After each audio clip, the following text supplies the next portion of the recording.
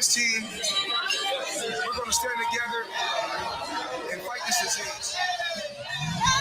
I come this way before, traveled through the open door. Circumstances navigated the path, and life happened oh so fast. No, we got no open door. Circumstances navigated, couldn't make it. Even when I'm offbeat, I still land on my feet, and nothing can shake me, cause I know life took a hold. I never.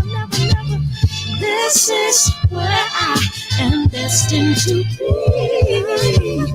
I'm not ready to give up. No. I believe in the miracle of life. Life's a play for no rehearsal. Learn quickly, they'll come for your role. Games can play, can't take it personal. Cause the devil is a liar. I'm telling you the truth. It's all in what you do. Some things you gotta do.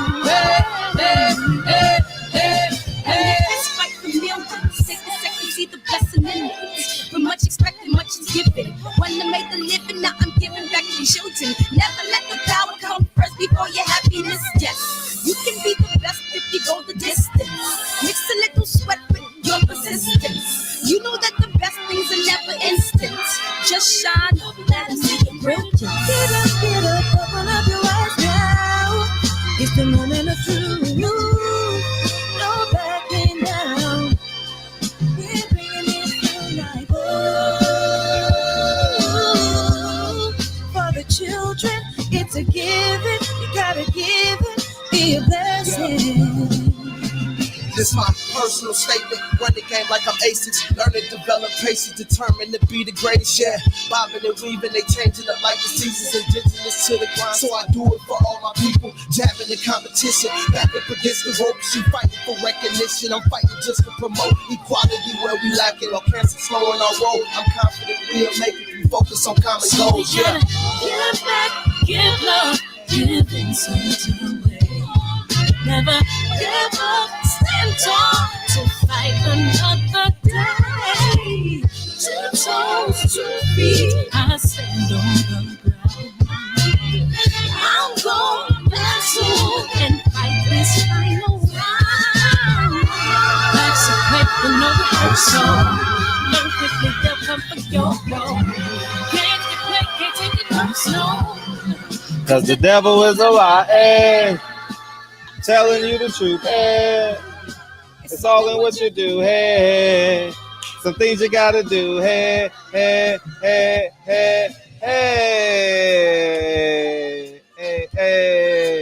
Love is the word, hey. What's up, JP? We gonna call him JQ. What up, DB? What up, K-Dub? DB got a second channel? Ooh, wee. OGE. What's up, Mackenzie? TB, what it do? What it do? KJ, what's up? What's up? Oh, Troy. The devil furies a lot. Hey. What up, Josh? Hey. Oh, I made a mistake. I was trying to pin you, DB, and I accidentally put it in mine. But it's okay. We're going to do it that way, too. Subscribe to DB's second channel, Master Storm. What's up, Josh? DJ, man. Master Storm. Hey, Signature Sounds. What up, Kyle? Yeah, we're going to apply that pressure. D. Hodges, man. What's up, Robert Brown? 503. What up? We live, 503. We live. What up, Con? Yeah, Gangster Fred. Man, ain't nothing gangster about me, man. Man, I appreciate y'all coming in here, man. And shout out to DB and PPD and my son. We had our 3rd annual backpack giveaway yesterday. It was extraordinary. We gave away in between 40 and 50 backpacks, and between 5 and 10 kids came and got a haircut. It was pretty cool, man. We had a great time out there from 11 to 2. Next year will be our 4th. But in between that time, I was thinking of some cool ideas. I hang out with Muhammad every Sunday, typically, right? And PPD's son is an artist. And I was thinking we should do an art gallery thing for her and her son. And Muhammad should do an art show. and I was thinking that would be pretty cool. And then we have we gonna plan something for DB's son. That's gonna be exciting, man. We gonna do the first annual something. I don't know what it is, but it's gonna be the first annual something. And we gonna keep that going, man. You know, we're gonna keep on building in the community. But yeah, man, that's so it was an awesome day yesterday. And today was a press conference. We're gonna jump into that. And the flyer that you guys see is my movie that's coming out August 5th. Okay. Go to my Instagram and click the link and go support it. You know, $5.19. It's Malcolm X's birthday is May 19th. So that's kind of where it's at. And I'm opening up the show probably for the next 60 days like this to promote the show. I'm a one-man army. And yeah, man. Hundreds of interviews and conversations. God, I couldn't even tell you how many interviews I did. I mean, I'm gonna release some of them, you know what I mean? And you know, between the family members and all that good stuff, it's gonna come out when to be honest with you, when people start dying off. Because that's what we agreed to. And so I have tons of interviews and expect that. And the movie's coming out August 5th. We got a private screening August 1st. And that's the start of the show. Welcome to the show. I appreciate you. So we're going to do a commercial. I got to do my own commercials and shit. You know what I mean? You know what I mean? But yeah, man. Wow. Joe Boxer Parker, is that his name? Torker? What's his name? Joe Boxer something was at the fight. Shout out to Tay Jones for sending me the picture, man. How ridiculous, because 2 days ago they said he had COVID, man. 2 days ago they said he had COVID. Hey, he breaking COVID protocol, man. My man is breaking COVID protocol, man. What's up with that? Joe Boxer. I don't even know his last name. Oh yeah, Joseph Parker, Spider-Man. He broke protocol, man. He officially broke protocol. So if you break protocol, COVID protocol, is that jail time? Is that prison time? Do they make you do quarantine in jail? Like what happens? You know, I saw a Big Baby Anderson running in the woods or something like that. He's not quarantining. Something is fishy, y'all. Something is fishy. And before we move forward, man, shout out to Deontay Wilder's fiance. I just saw an interview that y'all just sent to me. She's doing an event, Boxing Wags. I think that's extraordinary. I think this is probably her 5th, 6th event doing that. You have to commend her, man, for giving back, for actually giving back to the women of boxing, man. I really think that's extraordinary, man. And I wish I would have known, because I definitely would have covered it. 18 Wilder, man, y'all got to give me the heads up, man. Because me and DB would have went, oh, excuse me. I am a scholar. DB and I would have went down there, man. You know what I mean? And it would have been a great time, man. I would have loved to get footage, man, because that stuff is going to last forever. You know, so it's important that you, if you do an event, it's important that you timestamp it with videos and audio, man. It's so important that you do it, man. Even if your friend only got 10 subscribers, man, you know how valuable that junk gonna be 50 years from now. Look at the stuff that I'm doing. Imagine if like men like Lance Shabazz and many other people, or John Ali, you know what I mean, didn't how you said, timestamp it and or take pictures and do stuff like that for what they've done. So I'm telling y'all, man, record everything, man. And you could be like me. When I get bored, I look at the old videos and go buy a 5 terabyte. You know, go run the Staples, run the Best Buy, go get you a 5 terabyte and just keep it in the house. You know what I mean? Upload it to your cloud from your home, and every year just drop it in the terabyte. Drop it in the external hard drive, and there you go. Every year, just put 2017 and put it away. 2018, put it away, because man, this stuff is, man, it's crucial, man. Because somebody in the chat about to do something extraordinary. You know what I mean? and it needs to be documented. There we go. Document. Is that the word? Chronicle, document. Yeah, there we go. So I don't know what happened to Indian Red Boy. Somebody got to call in and tell me what happened. I don't know what happened. I know he got shot or something, but I don't know what goes on as it pertains to that. I saw Reggie. I didn't get a chance to watch it, but I saw him post it. But I didn't watch it. So yeah, if filming raw though, yeah, go to 5 terabyte and a few sheets. Yeah, yeah, but it's just important that we document it. It's important that you document your history. What? 16 times? Shit, come on, man. This is extraordinary. And that's crazy. Jesus Christ. Anyways, man, I don't know what the hell's 12. What if it's 12 times, it's 11 too many. It's 12 too many. If it's 16 times, it's 16 times too many. Man, they doing that, man. They back to doing that stuff, man, for Nip, right? Yeah. I just heard the whispers. You know how you look through the titles on your YouTube followers, and I didn't see it on Instagram, but I saw it on YouTube. So I want the phone lines, man. Y'all go ahead and beam in. Come on in, and let's have a great show tonight. Earl Spence had his press conference today, and he looked great. I thought Earl looked great. I thought Manny looked great. It's gonna be a clean. Whoa! It's gonna be a clean PR event. Hey, your boy ducking, dog. Come on, man. Are you gonna keep it a buck tonight, or are you just gonna jive? Y'all know who that was. So, but anyways, man. Oh, I always forget I have a mouse. I don't have to be reaching up and shit, you know. But okay, eventually. Oh well, fuck it. Hey, what's up? My nigga, this is dedication. What's up,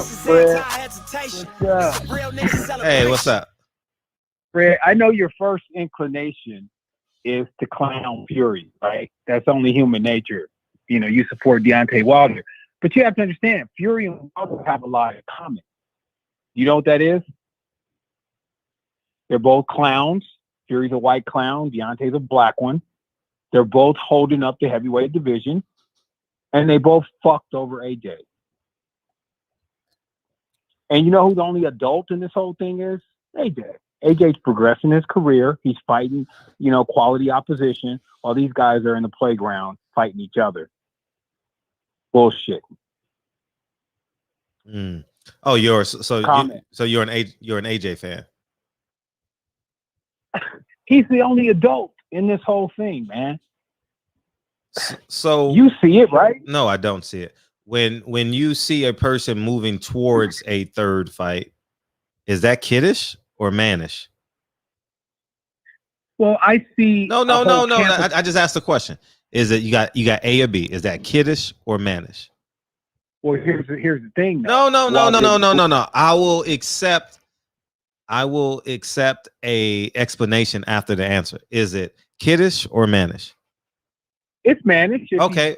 Intent movement towards a third fight, but one could argue that Wilder bullshitted, you know, the first time and let this thing lapse. You know, and I know COVID was going on and all that, but there's an argument to be said that Wilder bullshitted. Now it's Fury's bullshit. And you know, you guys are just going around in a circle. You're blaming Fury, but Wilder picked Fury as his dance partner. You guys won't address that. He did not have to dance with Fury. He chose to. And so these are the consequences of that action. Listen, you only can create an action. You can't control how someone reacts. You only can control your actions. And you should know that by being an adult, by being a machine.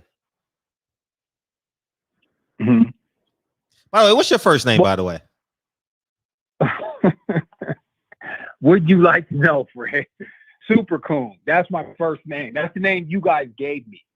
And I'm so happy you guys. Because someone wanted to know, was your first name Tony? You know, you guys are so comfortable with your blackness that you're ready to call another black man a coon because he does it. Deontay Wilder. No, I think you reach for the stars and land on them. You reach for the moon and land on the stars sometimes. You know what you're doing. Cut it out. Fred, Cut it let's out. get back Stop to the playing fact. victim. Stop playing victim because you like your role. So cut the shits. Fred, stop blaming Fury. No, I'm not. Fury is everything we knew he was. How come he's the only not one? gonna change. How come the people who said had COVID are in these streets? You know Fury ain't got no damn COVID. He's buying time. He hasn't been training. Yeah. He knows Deontay is on it, and he doesn't want to walk in there blind. So Deontay Wilder's playing being a man and being responsible then. You as responsible as Deontay Wilder can ever be, right? All the people Deontay Wilder ducked. How can an intelligent person take Deontay Wilder seriously? Who'd he duck? After all the people he ducked, Who'd he duck? all the bullshit he's put us through. Who he ducked? ducked the one person he should have fought for his era, AJ. Who he Ran ducked? from it. Who he ducked? Turned down generational money not to fight a man. I think That every is a sign fight, of a- every fight, AJ. Now let's be clear. Every That's a fight, sign of let a- me. Go ahead. Every Go ahead. fight, AJ Wilder and I'll just say it's generational wealth. So it don't matter. No, Every- 120 million is a different kind of money. Especially this guy has never made that kind of money off, one fight. And he turned down every offer they made him was more money than he made. Well, you do know DAZN came out and admitted and said that they screwed up that meeting. And I actually know what went on in that meeting. They didn't. Well, he has since tweeted that they offered him more money to fight than he was getting for Fury, and he chose Fury anyway because he thought Fury was going to be an easy fight. He thought it was going to be a cherry pick, and it was what we call a cherry pick gone wrong. Yeah. Everybody listening knows exactly what I'm talking about. Wilder is always trying to take. So AJ cherry pick going wrong. No, AJ would have whooped his ass. That's why Wilder didn't fight him. And Okay. he did not want to take that ass whoop. Do you want to see that fight? fight? Do you want to see AJ versus Wilder? I don't want to see it anymore. Oh, okay, I'm I know. ready to get rid of Wilder. I'm done with Wilder. I'm tired of mentioning his name. As a matter of fact, this is going to be the last time I ever talk about this dude. Okay. He's a joke. I'm gonna hold you to that. I'm gonna hold you to it. I don't want to see Wilder in the heavyweight division. He's holding it up. So you should go to cruiserweight.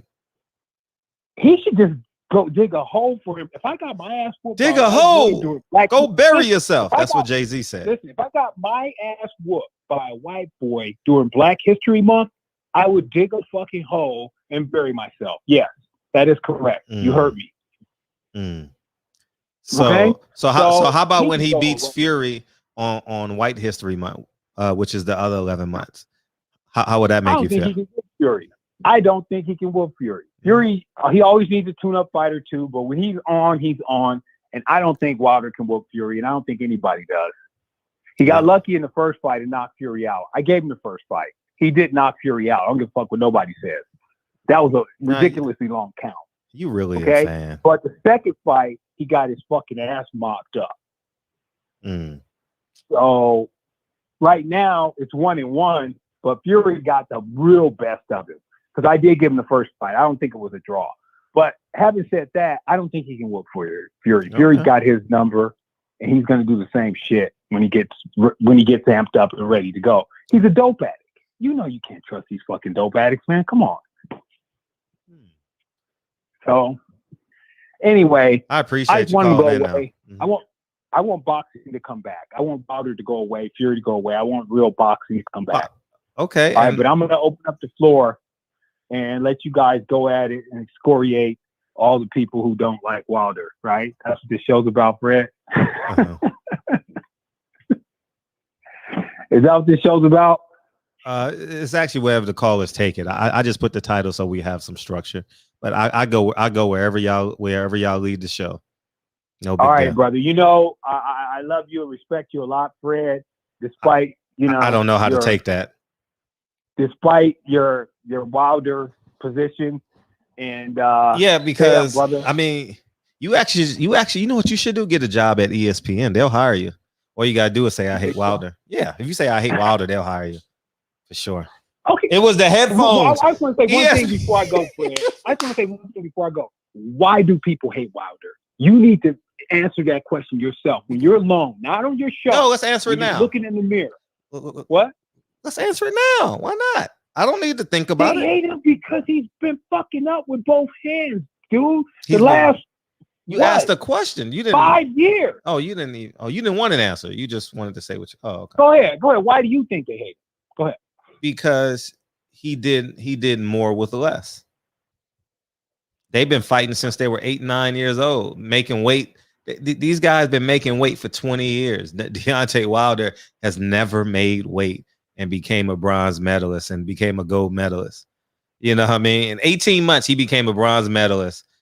And then a couple years later becomes the world champion. I think that's what it is. I think, especially when I hear Andre Ward spews it out.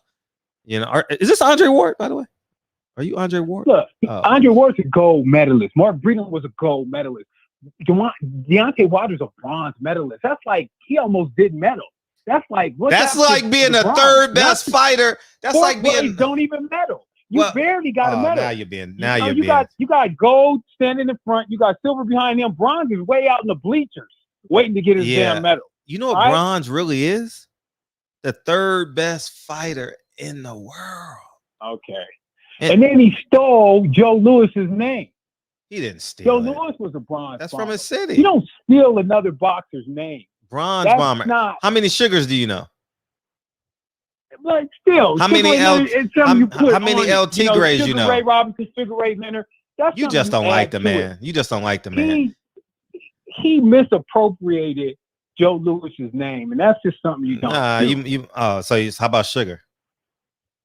Sugar, like I said, you add on to it. Sugar Ray Robinson was the original, then Sugar Ray Leonard. You know, he appropriated it with respect. Yeah. I got you. Put her on the phone. Because I want to make sure you're straight. I want to make sure you're safe. Anyway. I want to make sure you're safe. You know what I'm saying. I want to make sure you're safe. The safe word is 8, okay? 8. Yeah. I ate a sandwich yesterday. My wife asked me to put some shit in the dryer. But look, you know what I'm saying, bro. I'm glad you got the dryer. He stole Joe Lewis's name. Stole it. Okay. And he ain't bronze. He's dark chocolate. 2 different colors, all right? He's like me. We dark chocolate. He ain't nothing bronze about him. But I guess he's referring to his chicken shit ass medal. But look, Mark Breeden was a 2-time champ and a gold medalist. Wilder don't know nothing about that shit. I mean, he's a halftime champ because he didn't even really beat a real champ. Romain Stavern is a world champion. A bum. But Romain Stavern was not a bum. He just second half of his career, he just gave up. I like Stavern. I followed his career. Trust me, he was not a top 10 fighter, and he got the belt in a fight off. Okay, it wasn't like he actually was a champ. So Wilder just came in and took a half-ass championship belt and then ducked everybody in sight. Had 10 title defenses. I give him 3 fights out of those 10 were halfway decent. The other 7 dudes were fucking bums. Okay. Then what does he do? He fights the same bums over and over again to keep from fighting top-level competition. Man, well, that's Deontay Wilder. Well, I'll tell you what Dean told Dillian White. Do not bring your girl around Deontay Wilder. What? So she won't piss on him?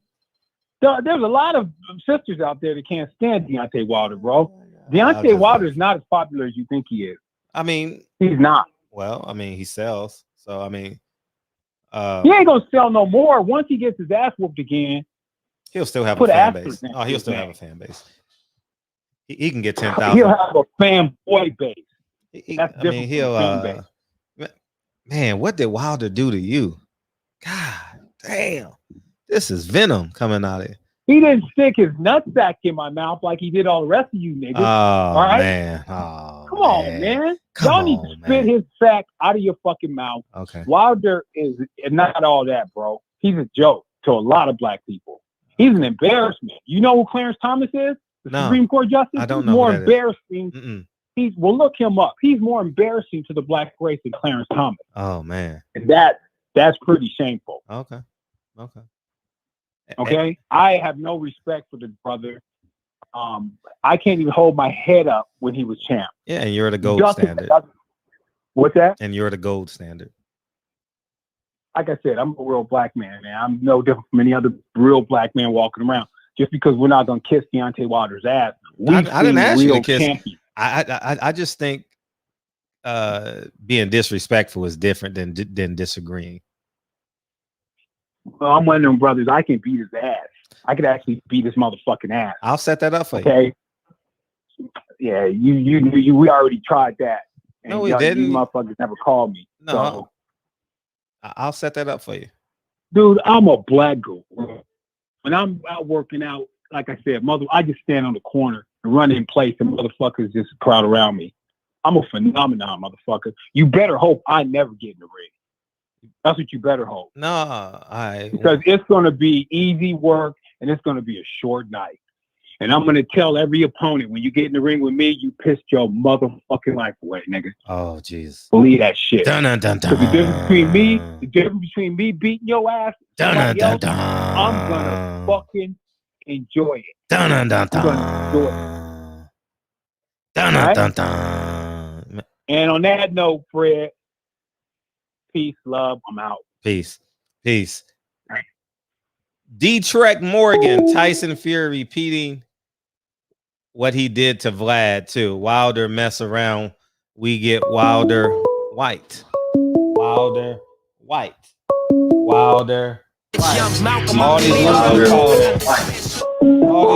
All these losers coming in, man. What's up? You know better than this. You man, come on. Why are you doing that to us? Hello? What's up? Man, why you keep letting that bitch ass motherfucker create his own fucking narrative calling in here with that bullshit? Motherfucking Wilder been the most stand-up motherfucker in the heavyweight division there is. Break that motherfucker down and get that nigga a lesson on how Wilder has been ducked. How motherfuckers have been PEDs and shit. He was supposed to fight for Beckett in Russia and the motherfucker tested positive for PEDs. How motherfucker Eddie Hearn offered him a flat rate. All that old bullshit, that bitch ass, cool ass bitch ass, man. I'm so tired of this shit. Every time I hear these motherfuckers, Fred, how the fuck you keep letting these motherfuckers just talk that bullshit, man? That nigga's a bitch. You know why niggas like that hate Wilder? Because they beta male motherfuckers, man. And Wilder makes them motherfuckers feel uncomfortable. That's why the fuck they hate niggas like him. Hate Wilder, that coon ass bitch ass nigga they just called in. That motherfucker's a hoe, man. He's a motherfucker, man. Man, he's a motherfucking disgrace as a black man, man. That's what the fuck he is, man. He's a disgrace as a fucking black man, man. You break all this shit down, Wilder ain't ducked nobody. Wilder been screaming for Eastgate Juice ass for over 5 fucking years, man. He won't fight him, man. What the fuck is he talking about, man? I'm tired of this motherfucking bullshit, man. And Fred, I don't know how the fuck you can keep just letting these motherfuckers just say what the fuck they just want to say without intervening in that shit, man. That shit bullshit, man. I got to mute my motherfucking TV every time motherfuckers like him call, man. Tired of this old bullshit, man. You know what I'm saying? This man get ducked again. And it's all his fault. Stupid ass motherfucker. Oh, man. I'll tell you what, man. That's the same reason you could just talk for 2 minutes and I not say anything. It's the same thing. You know what I mean? No censorship, man. No censorship, man. And I like it this way. So we got Kyle. What's up, Kyle? What's up? Let me get this. Because I forgot to cut off. What's up? What's up, Fred? No.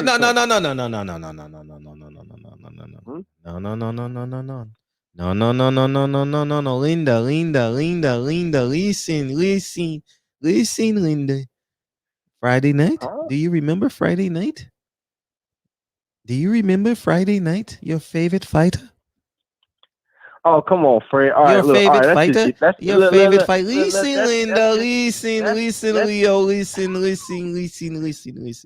Listen. You are the last Fortuna fan in the world. The last Fortuna fan in the world. Let's just get this out the way. Look, Listen, Linda. Javier Fortuna is all he needed is a wig because he fights like a woman that puts Vaseline on her face. All right, I'm gonna wait till you finish, Fred. Oh shit! Look, you done or are you done? All right, look, you know me, Fred. I'm gonna keep it 100 all the way around. I ain't no fanboy of no. I got good news for you though. I got good news and I got breaking news. I got good news and I got breaking news. You want it? Okay, I guess you're not done. Go ahead. I haven't even told Earl this, that, but not that I don't talk to Earl, but I talk to Jordan. Al Heyman promised Keith Thurman the Earl Spence fight. Well, Earl still got to sign off on it. Both of them got to sign off on that contract at the end of the day. I mean, at this time and age, with time and day, with fighters pulling out and making excuses, I don't believe it until they're both in the ring anymore, Fred. Yeah. So, but let's just get this. Let's just get this out the way. Look, okay. I'm not no fanboy of no particular fighter. I can like one fighter I particularly like, and that's about it. But it is what it is. He took his L like a man. I'll give Jojo Diaz all the credit. He Fortuna, basically. He pulled a Fortuna on Fortuna. He basically was the bully in there, and he bullied them, man. He got away with some dirty stuff, but hey, it's a fight. It is what it is. He got a point deducted, so it was a close fight though, but he won. He clearly won. It wasn't like no blowout. You can't say he got blown out or dominated, but he lost. It is what it is. Now, Jojo Diaz is going to fight Devin Haney. And I expect Jojo Diaz to take an L against Devin Haney. I think that's a bad style matchup for Jojo Diaz. He's a good fighter. They're all good fighters in 135, but Devin Haney, the better he gets, the worse it is going to be for his opponents. So I expect a clear, unanimous decision on Devin Haney part. If they fight, I saw on Twitter that they both basically agreed to fight in November. So it's a good fight. What do you think about the matchup, Fred? It's a compelling fight. It's a very compelling fight. I mean, that's a close fight. Jojo Diaz is a good fight. I mean, it's 55-45 either way, depending on how you see that fight. They're not far from each other in terms of talent and skill. I think Devin Haney's will exceeds Devin Haney at this point. But the kid, keep in mind, Jojo Diaz used to spar in my gym. So I've seen a great Jojo Diaz. I've seen Jojo Diaz just manipulate fighters in the ring, and I don't know if he can be that again, because I saw like 2 rounds of that fight, and he looked fat. He had a porno guy's mustache on, and he looked kind of awkward and shit. Like he was real square. He didn't really have like a fighter's physique, So but he's strong. He looks strong up there, but he fights in spurts. I think his conditioning is below average. I think Devin Haney's conditioning is well above average. I would go Devin Haney 58-42. Yeah, I think Devin Haney's going to have the quicker feet and the quicker hands. I mean, Jojo Diaz got fast hands a little bit, but 80-20. I think the fact that he doesn't have the big punch power to make Haney think twice, and he got the pressure. That's one. How you basically handle Devin Haney, you have to put pressure on him. You can't box him. There's no fucking way you can box Devin Haney. You have to put a lot of pressure. You have to go to his body, and you gotta have power. And I don't see him with success going to Devin Haney's body without getting countered and turned, and then once again he's gonna get countered. And if Devin Haney wants to feel comfortable, they could take the shots and out counter him in the trenches. He could probably do it. He probably could do it though. In my opinion, he could probably do it. But shout out to Jojo Diaz. He put on a hell of a performance. Zerto Ramirez, man, he said he's gonna fight Bivol. I'm looking forward to that fight. That's a real good fight. I thought he's fought enough cans. This time them over there and Golden Boy step him up. He's been fighting a lot of cans for a guy for over 40 fights. That's ridiculous. He needs to be called out on that shit.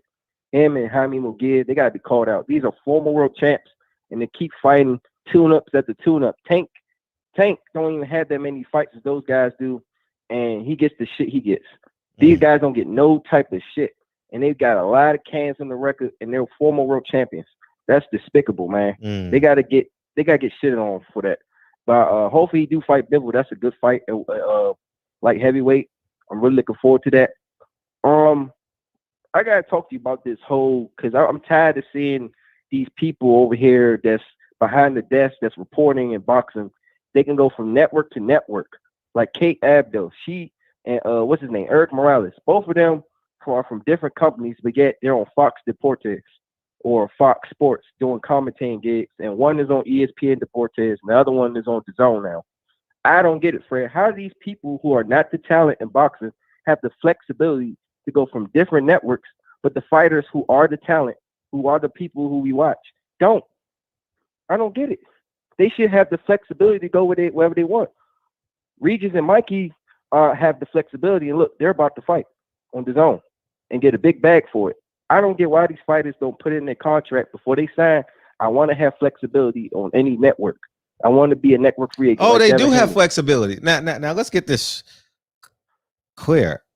Fighters have flexibility. They can go anywhere they want to and fight, but they have to pay what they contractually obligated to pay. So I should just do a video just explain this, because this is like a 20-minute video. Look at Crawford. Look at Crawford. He's exclusive to ESPN. No, he's not. Even no, though he's not. He can go anywhere he wants to go. He just got to pay.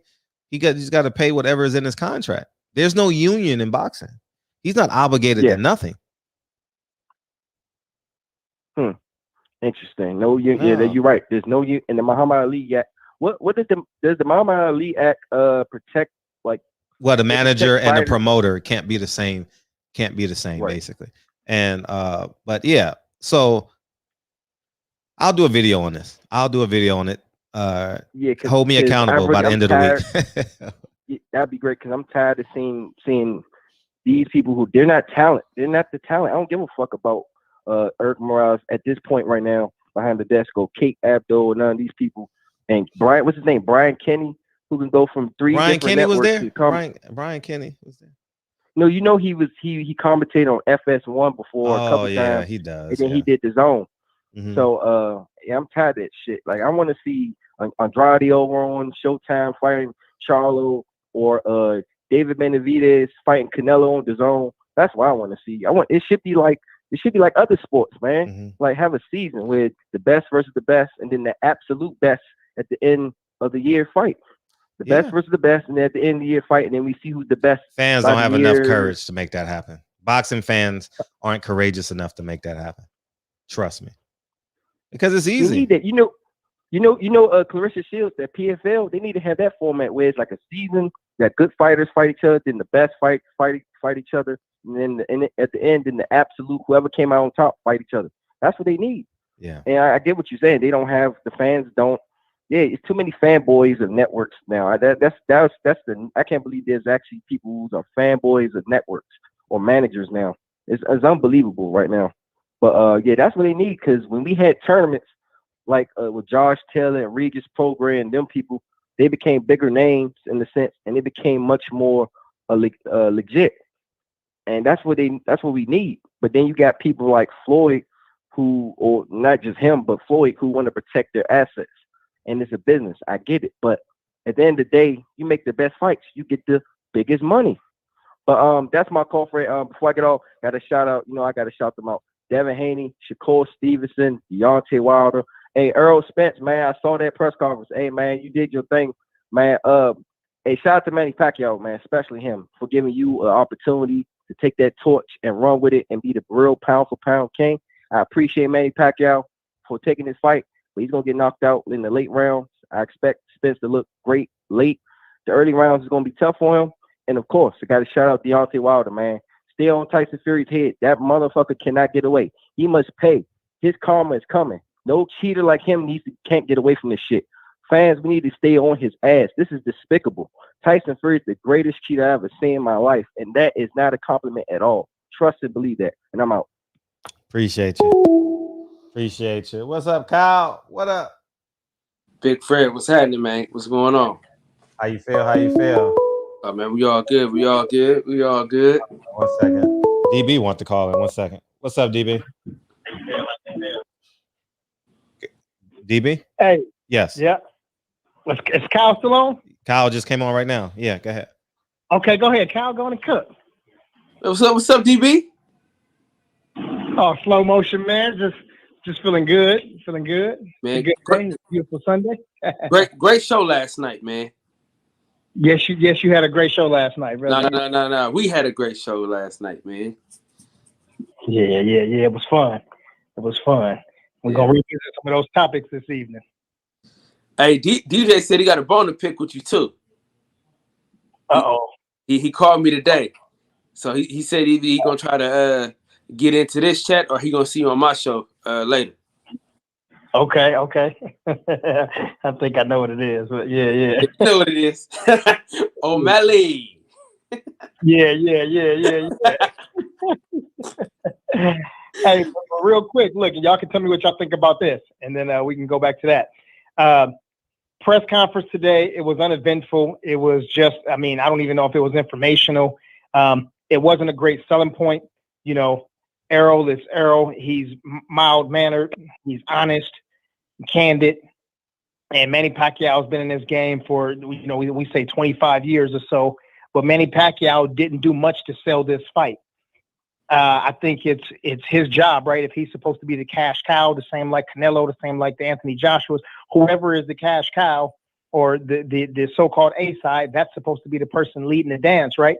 So Manny Pacquiao should have did more. I think that whatever her name is, the lady that they put in the middle, they always seem to do this. The UFC is doing it, Bellator is doing it, and a lot of companies are doing it. They take some. Let me correct my words. Let me see. They take some white bimbo, put her in there, and this is supposed to be like the mediator or arbitrator or the MC or whatever, right? There's always this lady, and it's always the same. If you look at it, Sports Center is doing it. What's the show with Shannon and Shannon and Skip? They always do one there. It had Molly Ringwald, whatever her name is, and then outside of her, it's always the same blonde bimbo, and they just keep repeating it. PBC has done it. All of them, they're all doing the same thing. They're just repeating the same shit, and it don't work. The lady's not cute. She's not energetic, and I think you said it earlier, Fred, when you did a video. She is media trained. She knows how to play to the camera, but it's not exciting. And this is a different kind of audience. You know what I mean? This is not reporting from the 1970s and 80s when you just sit there and you kind of read the script and then leave it at that. You have to get the fans involved. And I didn't feel like I looked at that and was like, now I want to pay for the fight. You know what I mean? So that was my feeling. And I think Keith Thurman and Sean Porter, even though they both said they leaned towards Errol in the fight, haters. I just, man. Say it, nigga. Say it. I don't know where you're going with it, but say it. I'm interested. No, I'm just saying. You got my attention right now. They tiptoe. Yeah, I didn't like that shit today. I did not like that today. I did not like that. You're right. I didn't even watch their interviews because I ain't even watched no Keith Thurman. I'll let you talk. Go ahead. I'm sorry. Go ahead. No, they're doing that Andre Ward type of stuff. I hate that shit. Stuff. Oh. Stop tiptoeing and say what the fuck you're gonna say. They got you there for a reason. You're supposed to be the boxing brain. You're supposed to be the guy that understands and that can empathize and tell stories from a different perspective. And you guys are saying the same shit that if they took what's Fat Boy's name that can't sit on a chair? What's his name? Oh yeah, him. Yeah. Or Tim, whatever his name 12 and a half dozens. Yeah. It's like just taking those dudes right there and putting those dudes in the chair because you are parroting the same shit that they would say. We want a different perspective. And I just didn't like that. So anyhow, but yeah, tell me what y'all thought about that, the press conference. It was a lot of hate though. Like they was trying to pick him, but they didn't really want to pick him. You know what I'm saying? But them niggas corny, man. They had two of the corniest niggas in the universe on the fucking show. Give me Andre Berto, give me Danny Garcia. Get these two niggas out of here. Man, they did not impress me. I'll keep it a buck. I was excited when I said, yes, they finally got, I even said it in my video. They finally got it right because they know each other, and I'm like, oh man, this is good. I can't wait to see what's going to happen thereafter, But I wasn't pleased with how Keith Thurman was so, and Kelly actually texted me on this, was so complimentary. No, nigga, they brought you in to hate Errol Spence to build the next fight, you stupid idiot. They brought you in to hate on him. Hate on the nigga. Hate on him. Hate on him. Hate on him. You didn't do it. He threw some shots, though. He threw some shots. He didn't throw a lot, but he threw some shots, though, Fred. Oh, my God. He threw some shit. And Sean. He just holding on to shit. He's still holding on to that ass whooping he took. He think he won. You know what I'm saying? Sean believes he won. You think Sean really believes he won? Nigga, you should have heard him. Man, this motherfucker think he won, bro. He holding on to that shit. Yeah, I ain't listening to I ain't watched his interview because I was like DB. I was like, because I wanted energy out of them. I don't want Sean Porter to like Keith Thurman. I want them to respect one another, but I don't want them to be what the girl say or what Reese Joey say, Kiki and haha and what. I don't like that. Be Keith Thurman. Be Keith one-time Thurman. Sean Porter, I don't know. Sean really doesn't really have a cement type personality, but I think I was so excited. When I say I was excited, dog, I ain't gonna lie. I was listening to Blue Blood because Blue Blood came on live, and I didn't know what to expect. And I'm sitting there like, I was excited, dog. I ain't gonna lie. I was excited. But I mean, once I seen them two niggas, I wasn't excited no more. Yeah. No, Keith usually does a good job. He did a good job to me, but he was too median. He was in the median. You know what I mean? The reason why this show is good because we play in the margins most nights, you know. But if you want straight boxing talk, there's plenty other people you can go to, you know. But it was just so underwhelming, dog. I was elated. Yes, I was elated, Rob, because I was like, man, this is gonna be good. And I was hoping that they do a round table. Why would you waste that content? Why would you waste that content? Put them four in the room with two boom mics. Let's see what we get. Right. I want to see Keith Thurman look Errol Spence in the eye and say, fuck you. I want Errol Spence to say, you ain't shit. We want that. Well, Fox can't give it to us. Well, Fox can't give us that, but Fox can give us something. Yeah, but you know. By the way, how do you go from a ponytail to losing all your hair in 4 months? That's a world record, dog. He don't have a hairline, dog. That is the weirdest shit. He just had a ponytail 4 months ago. You can answer that question, Fred. I know. I did lose my hair around 30, 31, if I'm not mistaken. And you know what I did? What I've always done. Cut it all off. They got better. Let it go. Like a TKO. Yeah, I mean, they should have just did it how they did the Deontay Wilder, Tyson Fury. No, I don't want them to act like fools. I want them to be who they say. I'm saying like they don't need them two niggas. No, I was talking to that. Okay. I want them to be who they've been doing, what they've been doing. I just felt like they didn't need them niggas though. You know what I'm saying? They didn't need them. Well, it ended up being they didn't need them, but I mean, it was good. Listen, I knew they did. When I seen them two niggas, I said, "Oh shit, look at these two motherfuckers." Really? That's exactly what I said. These two niggas. I was the other way. I was excited. Yeah, that's what you get, nigga. Being excited for shit. Being excited for some shit. That's what you was excited for. To see. Listen, man. No, I was excited for that honest conversation. I was excited for that barbershop conversation to happen. You ain't got to curse. If I'm on Fox, I can have a conversation with DB and you and disagree with you and not curse. Like, that's what I wanted. I mean, Sean Porter and Keith Thurman were best friends today. I was like, how does that happen? And they're supposed to fight. They supposed to disagree. They supposed to fight though. They working on a second fight. Oh, but I'm saying they're not on TV to agree. They're not. Man. But I kind of tuned them two niggas out anyway, man. I was doing shit with the kids while them niggas was talking. I said, man, get to the shit, man. Fuck what y'all talking about, man. Let's get to the niggas that beat y'all. You know what I'm saying? Let's get to the niggas that you know what I'm saying? Let's get to the niggas that beat y'all. You know what I'm saying? Took y'all niggas titles and shit. Yeah. You know? Hey, listen, go ahead. I've been rewatching hella old like Earl Spence like interviews and shit, getting ready for this fight. Man, people don't understand. That nigga's fucking hilarious, man. If you push him a certain way, the motherfucker he'll give you some shit. You know what I mean? But Manny Pacquiao is a politician. You know what I mean? He trying to give him all the compliments and shit. So he come in there soft touching and shit. You know that's how they do. Oh, you know he's a good fighter and you know he's better than Mayweather. Come on, man. Come on, dude. I love Earl Spence to death, man. Man, he's going for the Stephen A. Look, man. I was disappointed with the broadcast. I thought the best person on the broadcast was Kate Abdo. And why didn't she do the middle shit? Why didn't she do the? She should have did both jobs, bro. She's smart.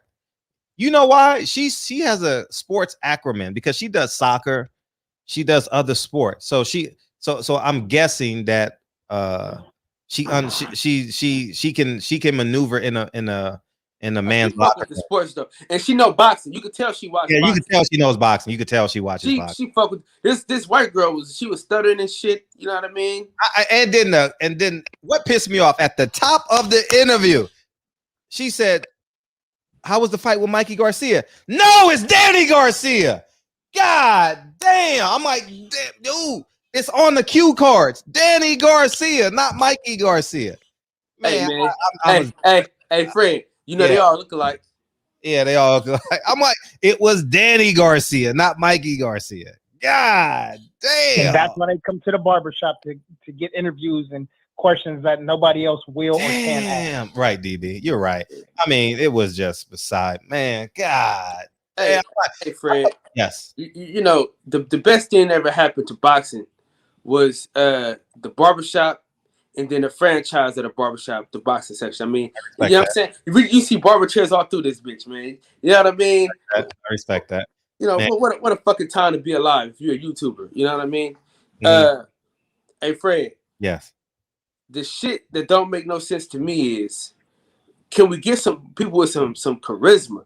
Like, I don't know why they think Sean Porter is like the charisma guy. I mean, he's so boring to me, dude. I tried to watch his podcast, bro, and I just can't watch it. He's too corny. They need some. Like, I'm telling you, Andre Berto. I don't know what the fuck Al Heyman is doing. That's supposed to be his homeboy. That's supposed to be his, you know what I'm saying, his right hand man. You know, get Andre Berto in that motherfucking spot. I don't think he really does the hiring. I don't think he really does the hiring. I mean, but Al Heyman is Al Heyman. You say, hey, motherfucker, this the nigga we want in the seat. But Brian Kenny got that. I'll be honest. When Brian Kenny got that job, I realized that I don't think Al Heyman is over the Fox talent. You understand what I'm saying? Maybe he's over the fighters that go in. But even then, you remember when I interviewed Keith Thurman? Remember that? Shit, I don't remember. Remember when they announced the Mikey Garcia, Earl Spence fight, and we all went to Fox for those interviews?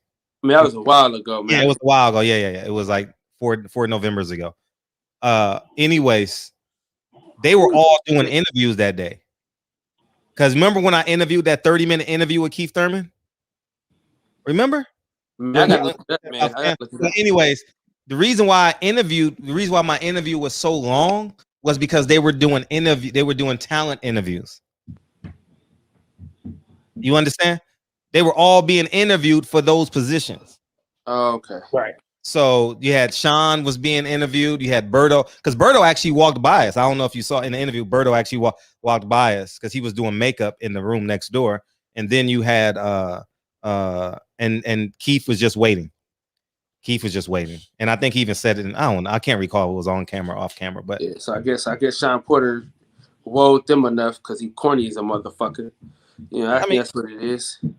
Yeah, Fox. Everybody need to do something, man. Everybody need to do something. Showtime is corny too, though, man.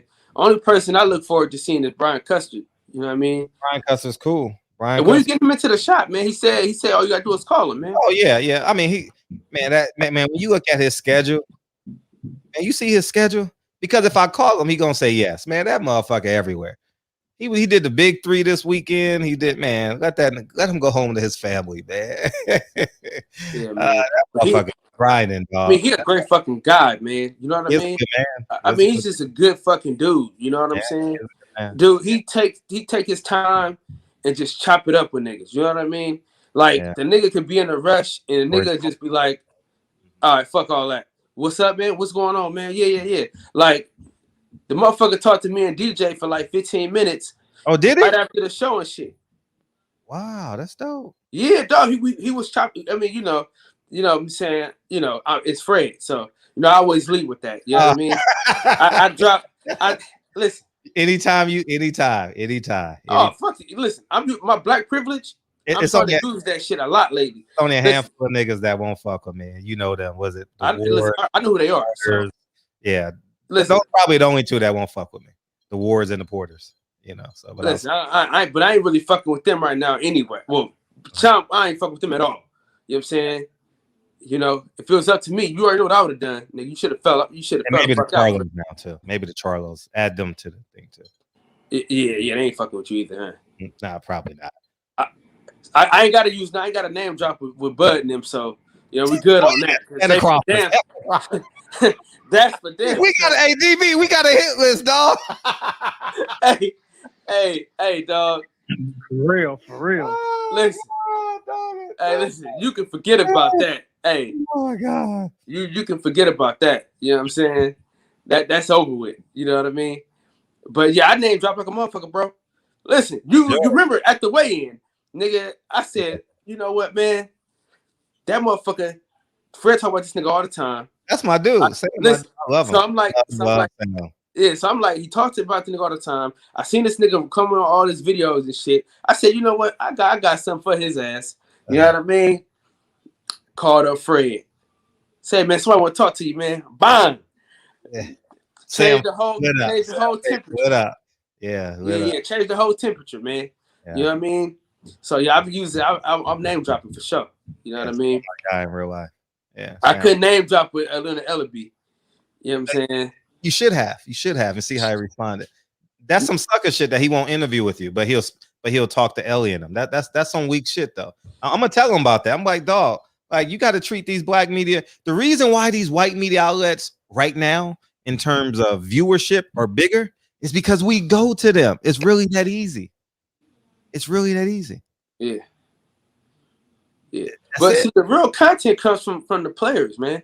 Yeah. See, you know what I mean? We got the best content. Now, we can go back. I mean, I'm a toot my own horn and I'm a toot yours too, pause. But when it comes to a Jerron Ennis interview, there hasn't been a better Jerron Ennis interview than the one he did on the boxing section. You can look up all his interviews that he's ever done, even the one he did with Brian Custer. Huh? It was. Oh, I'm about to say it was the longest, but Brian Custer was long. No, I'm saying even Brian Custer. I'm saying the best one. You can look it up. You get the interactions, the whole shit. The best one came from the boxing section. Okay. You know what I'm saying? And the second best one came from another black guy. So that's what I'm saying.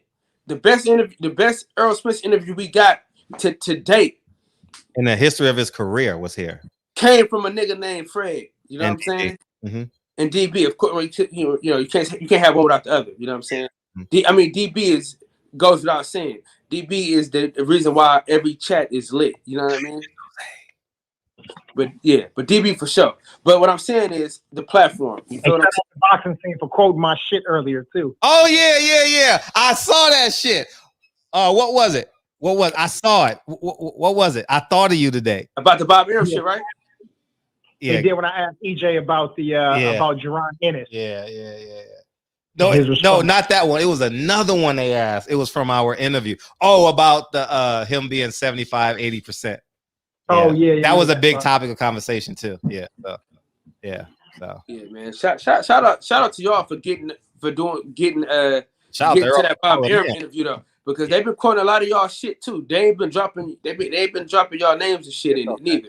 They've been doing a lot of stealing and a lot of falling. Hey, I'm gonna call Bob. I was gonna call him this weekend, but he would have lied to me. So that's why I don't know. Yeah. I want to get him when he's really mad at Tyson Fury. Oh man, he damn near is though.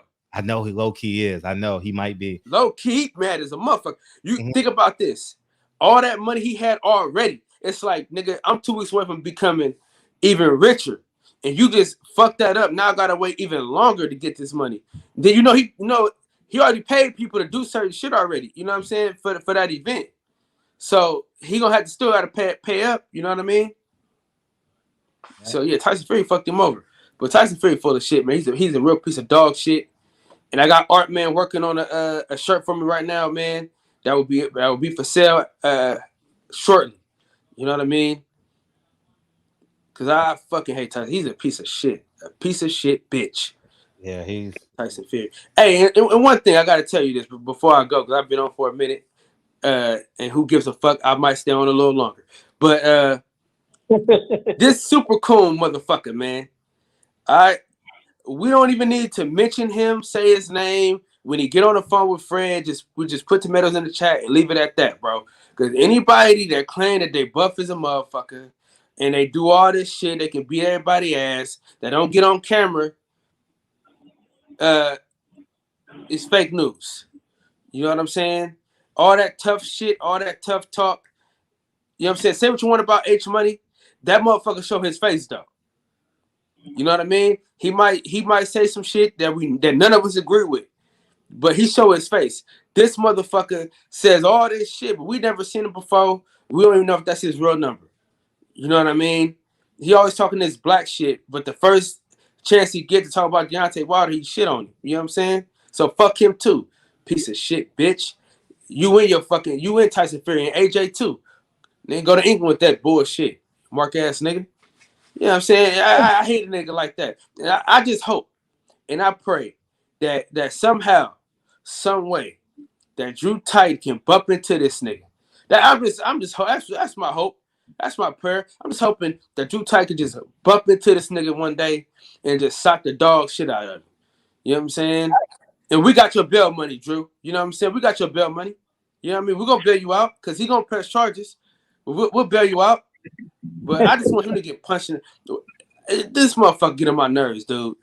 Just show your goddamn face. If you're going to come on here, show your damn face if you're going to talk all this shit. You know what I mean? Hey, and before Kyle leaves, because I know Kyle's going to leave right now. But, yeah. You know, I had to flex my muscle last night, man, and I had to call Deontay Wilder. I had to call the champ. I was on Kyle's show last night, and got a response from the champ. So if y'all want to hear, that, go over to the boxing section, TBS, and check out the show from last night. And, yeah, we had the champ on there. So good shit, Kyle. This fucking DB, man. This motherfucker. Listen, Fred, you think he do bullshit on your show, Fred? This motherfucker be doing some bullshit on mine, Fred. Listen, you think he do some bullshit over here? Listen, all professionalism is gone. Whenever niggas comes to the boxing session, niggas just forget about all professionalism. You know what I'm saying? Niggas just forget about all professionalism, bro. You know what I mean? Niggas just say, fuck Kyle. He ain't shit. You know, he ain't getting quoted by ESPN. Fuck him. You know what I'm saying? Bro, the shit that DB does over there, man, is fucking hilarious, man. Like, I liked it, but I didn't get a chance to watch it because I needed my headphones. I was working on the movie and we were editing, but I did like it. It was 22 people in there when I went in. No, yeah, that shit was good, man. It was fun. Last night was hella fun, bro. But the best show was when the night of TB, bro. Listen. If y'all niggas get a chance to go back and watch that shit, put it in the chat. I don't watch it. That was I put it in the chat. Man, that shit. That was the funny. Then that's when DB was doing the bullshit. DB was on some bullshit that night, dog. Man, that shit was funny as hell. But listen, man. I'll see y'all niggas tonight after this. Hopefully, Fred don't drag all the way on until 2 a.m. What time you want me off? 11:30. Time you want me off? Nah, man, you know, you be getting off at like 2 a.m. and shit. You know what I mean? I'm like, damn, brother. I be watching yours while I'm on mine and shit, seeing like, okay, niggas finna come over now. Okay, nigga, he done. All right, cool. You know what I'm saying? Because it was MMA Thursday, nigga, and it took a long time for my dog to get over to us, man. Fucking with you, Fred.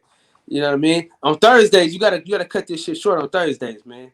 You know, not to be too demanding, but DB is the show on Thursday. You know what I'm saying? Him and DJ, MMA for Dummies. Shout out to MMA for Dummies. Shout out to DB. Shout out to DJ.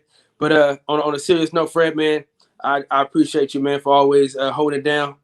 I'm for sure gonna buy that movie. You know what I'm saying, and support you, brother. I'm gonna ask you 1,000 questions about. Oh yeah, we're gonna have the cast come on. Yeah, you know that's coming. Something like that. Yeah. Yeah, we in the process of editing right now. We got like. I saw you editing. I saw. Yeah, a few more things we gotta do. Trying to like make sure that it's chronologically right and in order. And once we do that, man, I'm pushing forward. But I'll be in Philly I'll be in Philly at the end of this month since Tyson Fury went to be a bitch. You know what I mean? So I guess I'll take my ass to Philly and get some shit on film, on wax. Oh, if you need me to get any for any interviews, you know, whatever I get, you get. So whenever I go somewhere, I got you. Thank you. I appreciate that. That's a lot. You know how we get out, man. DB, man, I see you at 11:30. Yes, sir. All right, I'll holler at you, big dog. Peace. That's on Slauson. What's up, DB? What you got? Oh man, shit! I want to see what these brothers got to say about the press conference. Oh, you want me? You staying on, or what you doing? Yeah, I'm gonna stay on. I'm gonna stay on for a minute, man. I want to chime in a little bit instead of waiting to the end. That way, when it's time to go home, man, we don't have to be like Kyle, man. We could just part ways. You know what I'm saying? Yeah. I'll open up a second phone line.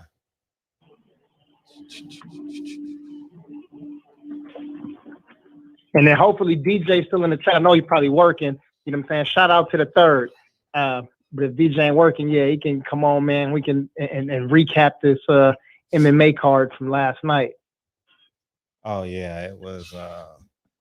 I don't know what happened in the other fights, but he broke his leg. I thought it would have came out too. I thought it was gonna make out to be a good fight, huh? It looked like Connor and that guy Portier was gonna be a good fight. Yeah. Like they was gonna be thumping. Connor ain't no what? Hey, Connor ain't no bitch, dog. I thought he was a bitch. He is. He is. Yeah. Oh, okay. He didn't look like a bitch yesterday. No, he can fight though. He can fight. Yeah, and that's what I mean. DJ's on. I was like, man, he tough. Anyways, what's up? Go ahead, DB. What's going on, fellas? How y'all feeling tonight? Can y'all hear me okay? Yeah, feeling great. Sir, my brother DJ in the building. What's up, DB? Hey, man, I didn't see y'all go live last night, man. I was half asleep anyway at the house after watching the fight. But, listening to the playback of the show, I got a little bone to pick with you, DB. Oh, shit. Well, actually, two of them. It's a wishbone. We're going to split it in half. Number one. You don't split wishbones in half. You do not split wishbones in half. That's a myth. Continue. Well, I've been messing up my whole life, man. Anywho, before we get to Sean O'Malley, I got a bone to pick with you about this heavyweight fight, man. I need you to keep that same energy for Francis that you did for Stipe. And here's why. Derrick Lewis sat up there on that podium yesterday and said the UFC gave Francis 3 different dates, and he turned them all down because he wanted to stay in Africa. Now, correct me if I'm wrong, brother. Aren't you one of the main ones saying if champions ain't injured, they need to be fighting once a quarter? Yeah. Okay. As far as we know, Francis is not injured. All he's doing is hanging out on his victory tour in Africa. So why is he not coming over here fighting Derrick, defending his title? Is he ducking because Derrick already beat him? Listen, we all know that Francis. Go ahead. Yeah, my people don't got that in their blood. It don't happen like that. My people don't got that type of shit running through their veins. It don't work. Listen, the Black Beast, and also Francis Ngannou. Listen, those type of dudes don't duck nobody. Izzy ain't ducking nobody. Kamaru Usman, they don't duck nobody. It just don't work that way. You know what I'm saying? That shit is reserved for the dudes with the freckles on their face and whatnot.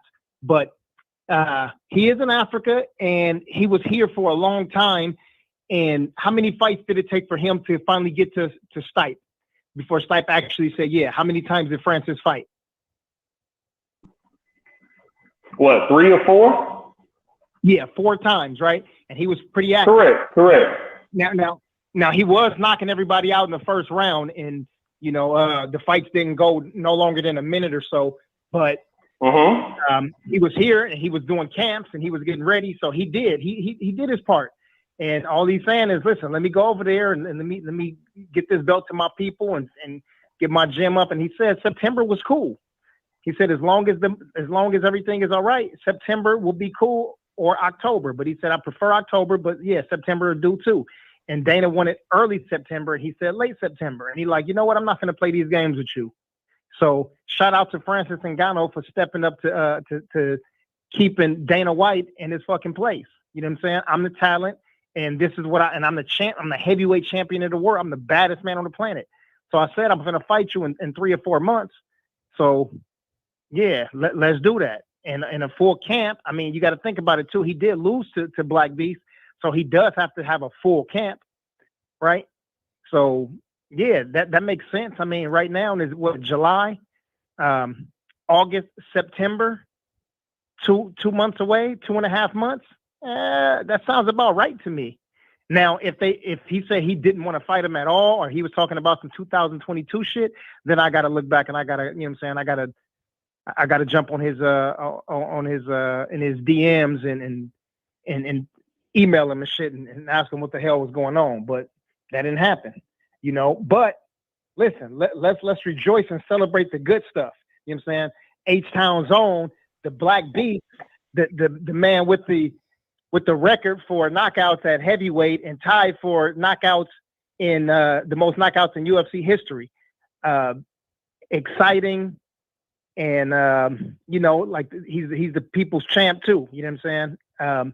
So Derrick Lewis is gonna have a belt wrapped around his waist, and when him and Francis Ngannou fights, this is better for the Black Beast because now he's gonna get pay-per-view points for fighting Francis. Not only that, but it's gonna be a champion versus champion bout, and that's gonna make it even bigger and better so that these guys get this promotion. When they fight, Dana White's he's gonna make sure that they don't get bonus. It doesn't matter if it's a knockout or if it's a drag them out, rock them, sock them, robot style. No matter what they do, they're not gonna get fighted tonight. Dana just doesn't do that for these people. You see, he gave it to Sean O'Malley and Chris Coutinho last night. Chris Coutinho comes in and makes his $75,000, and he wasn't nothing but a punching bag for the extra overrated Sean O'Malley. But I digress. But so for Derrick Lewis and for Francis Ngannou, this is going to be a bigger fight, and they're both going to make more money. So I'm good for that. So Interesting that you're being so very, very, very patient with Francis. But when Stipe wanted to sit out and take time off with his family and had to have eye surgery and wanted to have 3 fights with Daniel Cormier, you ripped him. So I would like for you to keep that same energy for Francis that you did with Stipe. You're not injured. You've been over in Africa since you won the belt. It's time to come back and defend your title. You have a ready and willing challenger who had agreed to a few different dates, and you turned them all down for no other reason besides you want to stay on vacation a little bit longer. When did he win the belt? What was it, March, April? Yeah. I think August, from March April until August is more than enough time. Yeah, but let's make sure that the record is straight. It's not he's on vacation. He's over there building a gym and a rec center for the people in Cameroon. He's over there doing what they call God's work. He ain't over there just having fun and hanging out. He's doing something for his community. Everybody else gets credit. I bet you if Conor McGregor was out there in Ireland building some shit, or if Canelo was in Mexico building some shit, the whole world would be talking about it, singing their praises and trumpets at the mountaintop and all of this old type shit. When these brothers out there doing great work, listen, you only get to be heavyweight champion of the world for a short period of time. In combat sports, your career, I mean, listen, you got about 5 to 7 years to go balls to the walls. And if you got that title and you getting sponsorships and shit like that, you got to use that. So while he's got that, I'm pretty sure he's got other people probably helping the sponsor to get this to get these buildings up for the people over there in West Africa, or some people might call it Central Africa in Cameroon. So shout out to Francis for doing that. The difference is between him and Stipe is he has an opponent, and that opponent will be there. Derrick Lewis is his opponent, and he knows that. When Stipe had it, Stipe didn't have a date. He didn't have an opponent. He was trying not to fight Francis. He was trying to fight trilogies with a 40-something-year-old man who just came off of 3 surgeries back to back to back. You know what I mean? An obese midget. So this is completely different from. Hold on. We're not gonna disrespect Daniel Cormier now. No. We're not gonna disrespect Daniel. And it's crazy. I'm just saying he's over there building the gym, doing God's work. But ain't it similar to when Stipe was a firefighter? So I just want you to keep that same energy for Francis that you had for Stipe. That's all. Francis ain't injured. He's over there building the gym. He's not a construction worker anymore. He's no longer digging in the sand mines. He's the UFC heavyweight champion of the world. Get your ass back over here and defend that belt. Yeah, listen, I hear you, DJ. You made some valid points, and I agree with 1% of what you're saying. But I tell you this though. Go ahead. I did do some research when, being on the internet, dealing with all of these racists, these bigots, these Marxists, and these trolls, right? And these devils, and having these conversations with these cavemen and Neanderthals, I had to make sure that I came with facts. So to set the record straight, Stipe is in a very, very small town where he is or was at the time, and a part-time firefighter. So it ain't like he's in Los Angeles, Chicago, Detroit, or New York, you know what I'm saying, where the activity level is high, where there's, tons of citizens there. He's in a bedroom community, and there ain't shit to be done there. And he goes in when he wants to.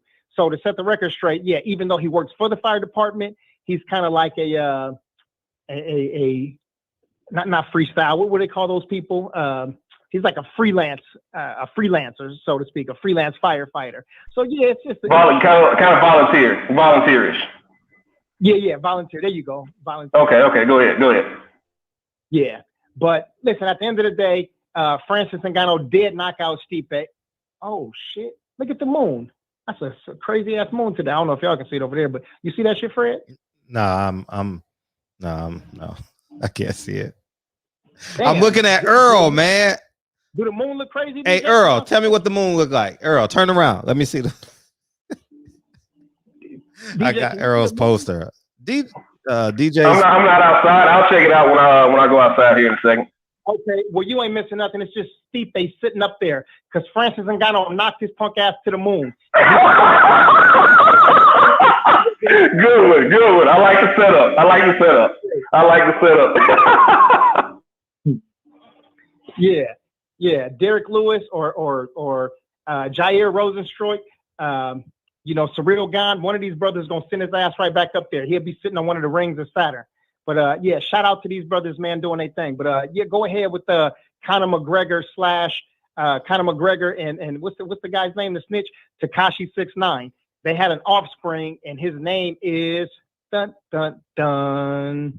O'Malley. But go ahead and talk about Sean.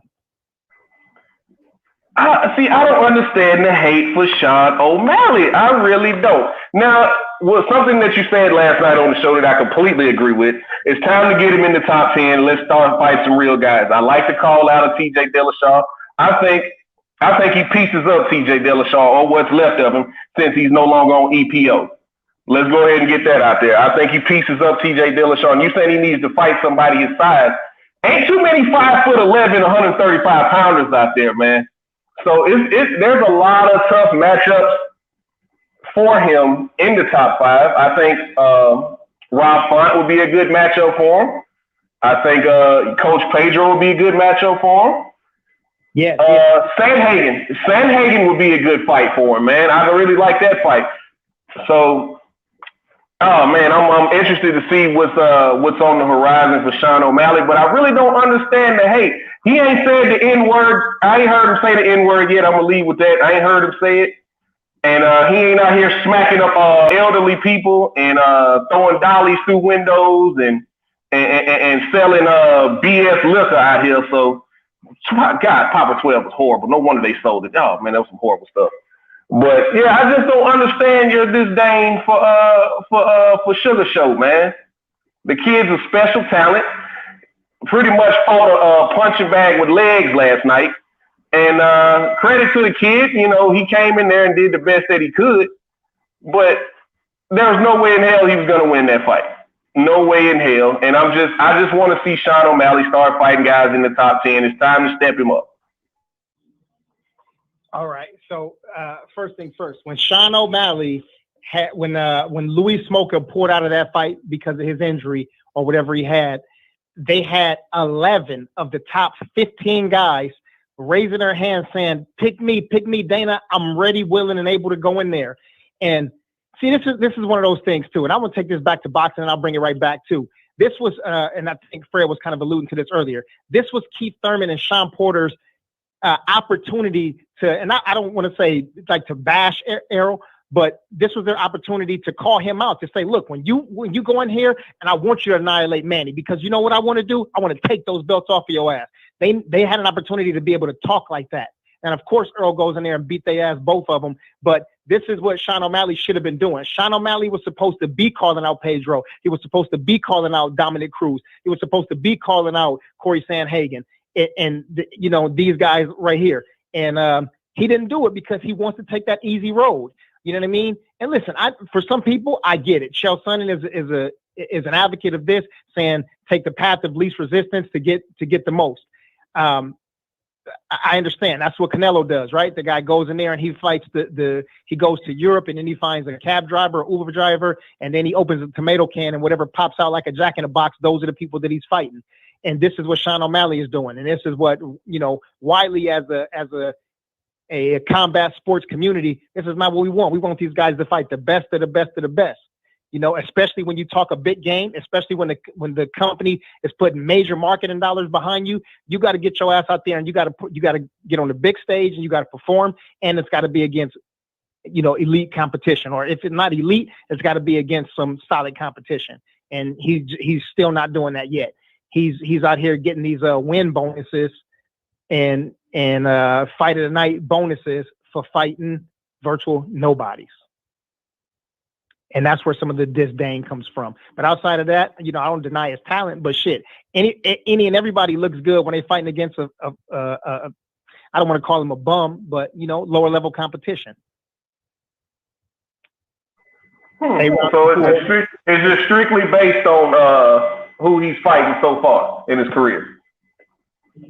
So let's just say, you know, being devil's advocate here, in 3 months he goes out there and sleeps Coach Pedro. You gonna give him that same respect, or is he gonna get that Stipe treatment from when he knocked out Verdun? If he go out there and he starts my coach, hell yeah, he get credit. I ain't gonna like it for it, but hell yeah, he gonna get. Yeah. Okay. I mean, like I said, you know, until he starts going out here effing up, you know, outside the octagon, starts trying to take his role. I mean, because let's be honest, he's a 5'11", curly-haired white kid from Montana who smokes weed and got hands. Like, what's not to market about that? But I don't really hear him talking a lot of trash. He just mostly talks about himself. He's a very self-centered, arrogant person, but, you know, most great fighters have to be. And I'm looking forward to this kid's future, man. I think he really has a future in this division. And you said Dominic Cruz needs to fight him. I think Dominic Cruz needs to hang it up. You said somebody with length and height needs to fight him like Dominic Cruz. Dominic Cruz got knocked out by Henry Cejudo, who's all of 5'4". So, you know, is it safe to say Dominic Cruz has lost a couple steps, and all of a sudden that footwork and that movement that made him so deadly in his prime is no longer there, and you see guys catching him and beating him now, and he's getting touched up a lot more? Is it safe to say that? Right. Okay. Well, we'll talk more about it at a later date, man. I got to get out of here. That's just two things I had to talk to you about tonight, man, since I didn't get the opportunity to speak on it last night. I was watching the playback, and I was looking at the beam in. I was like, damn, it's not live. But we'll talk about it at a later date. Hey, Fred, thank you for letting us cook, man. Shout out to you as always. Tyson Fury's a piece of shit. I just figured I'd go ahead and sign off with that, since everybody else does, besides old boy who I would like to ask him, who taught you to hate you, man? Because he's talking about, I'm super black. I'm all this. I'm all that. So first of all, you'll never call another man chocolate. Let's go ahead and get that out there. You'll never call another man chocolate. Don't do that. But I just want to know who taught him to hate him, man. Because if he's saying he's everything that Deontay Wilder is, and he talks down on Deontay Wilder the way he does, I just want to know who taught you to hate you. But that's it, man. I'm out of here. DB, as always, it was a pleasure, brother. My pleasure, brother. All right, man. Signing off, man. Holla at y'all. My brother DJ, man. Hey, I love chopping it up with DJ, man, for real. He understands the sport. He doesn't just agree. He plays devil's advocate, even if he does agree. And he's got a great memory. Sometimes he remembers old shit that I have to think about. He remembers it right away, and I got to think about it for a second. So, yeah, shout out to my brother DJ. Hey, your family, Pound for Pound Sports Entertainment, had a great question. I thought about this earlier. I was going to bring it up. Why was the WBA belt at the presser? He's a champion in recess. But they're not reinstating him. So, but he's still champion in recess. Well, champion in recess, but doesn't that go away once they award Ugas the belt, and they also say that they're not going to reinstate Manny? No, did you hear the context? Champion in recess, so he's a champion. No, I get it. I just thought that was if nobody had the belt, though. Like once the belt had a designation, then that title fades. Yeah, but he's a champion in recess. Do you get the context? So it doesn't matter what we think or what we know. They say he's a champion in recess, so he's still the champ. So that's how. And they want to build it as such. So if Errol goes out there and beats up Manny, then what? Manny's still the WBA champion in recess? I don't know the answer to that. Because, based off of what you're saying, that would be the answer. Yeah. So I think that, it's common sense for me that the designation disappears once they, once they deem somebody as that champion now. Because Manny's not going to fight against Ugas. So he can fight the winner, though. He can fight the winner of WBA. E1K says MMA. Did I say that right?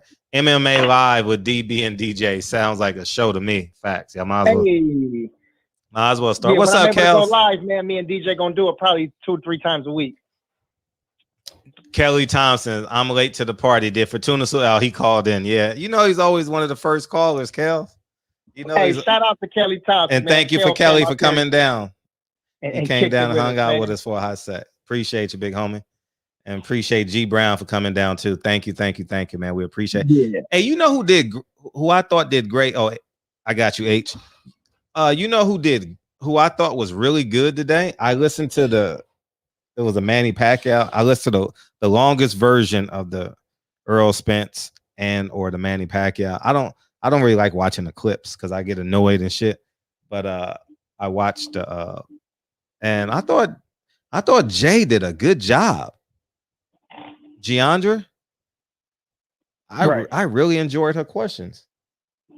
I like when she asked Manny about the NBA. I don't know if you saw it. Did you see it? I didn't. I got it. Oh, okay. I thought that was a pretty cool question. I asked him about the NBA and why the Phoenix Suns are winning. Yeah. So. Shout out to my future wife, Jay. Yeah, for sure. Yeah, she was awesome today. And what's up, H?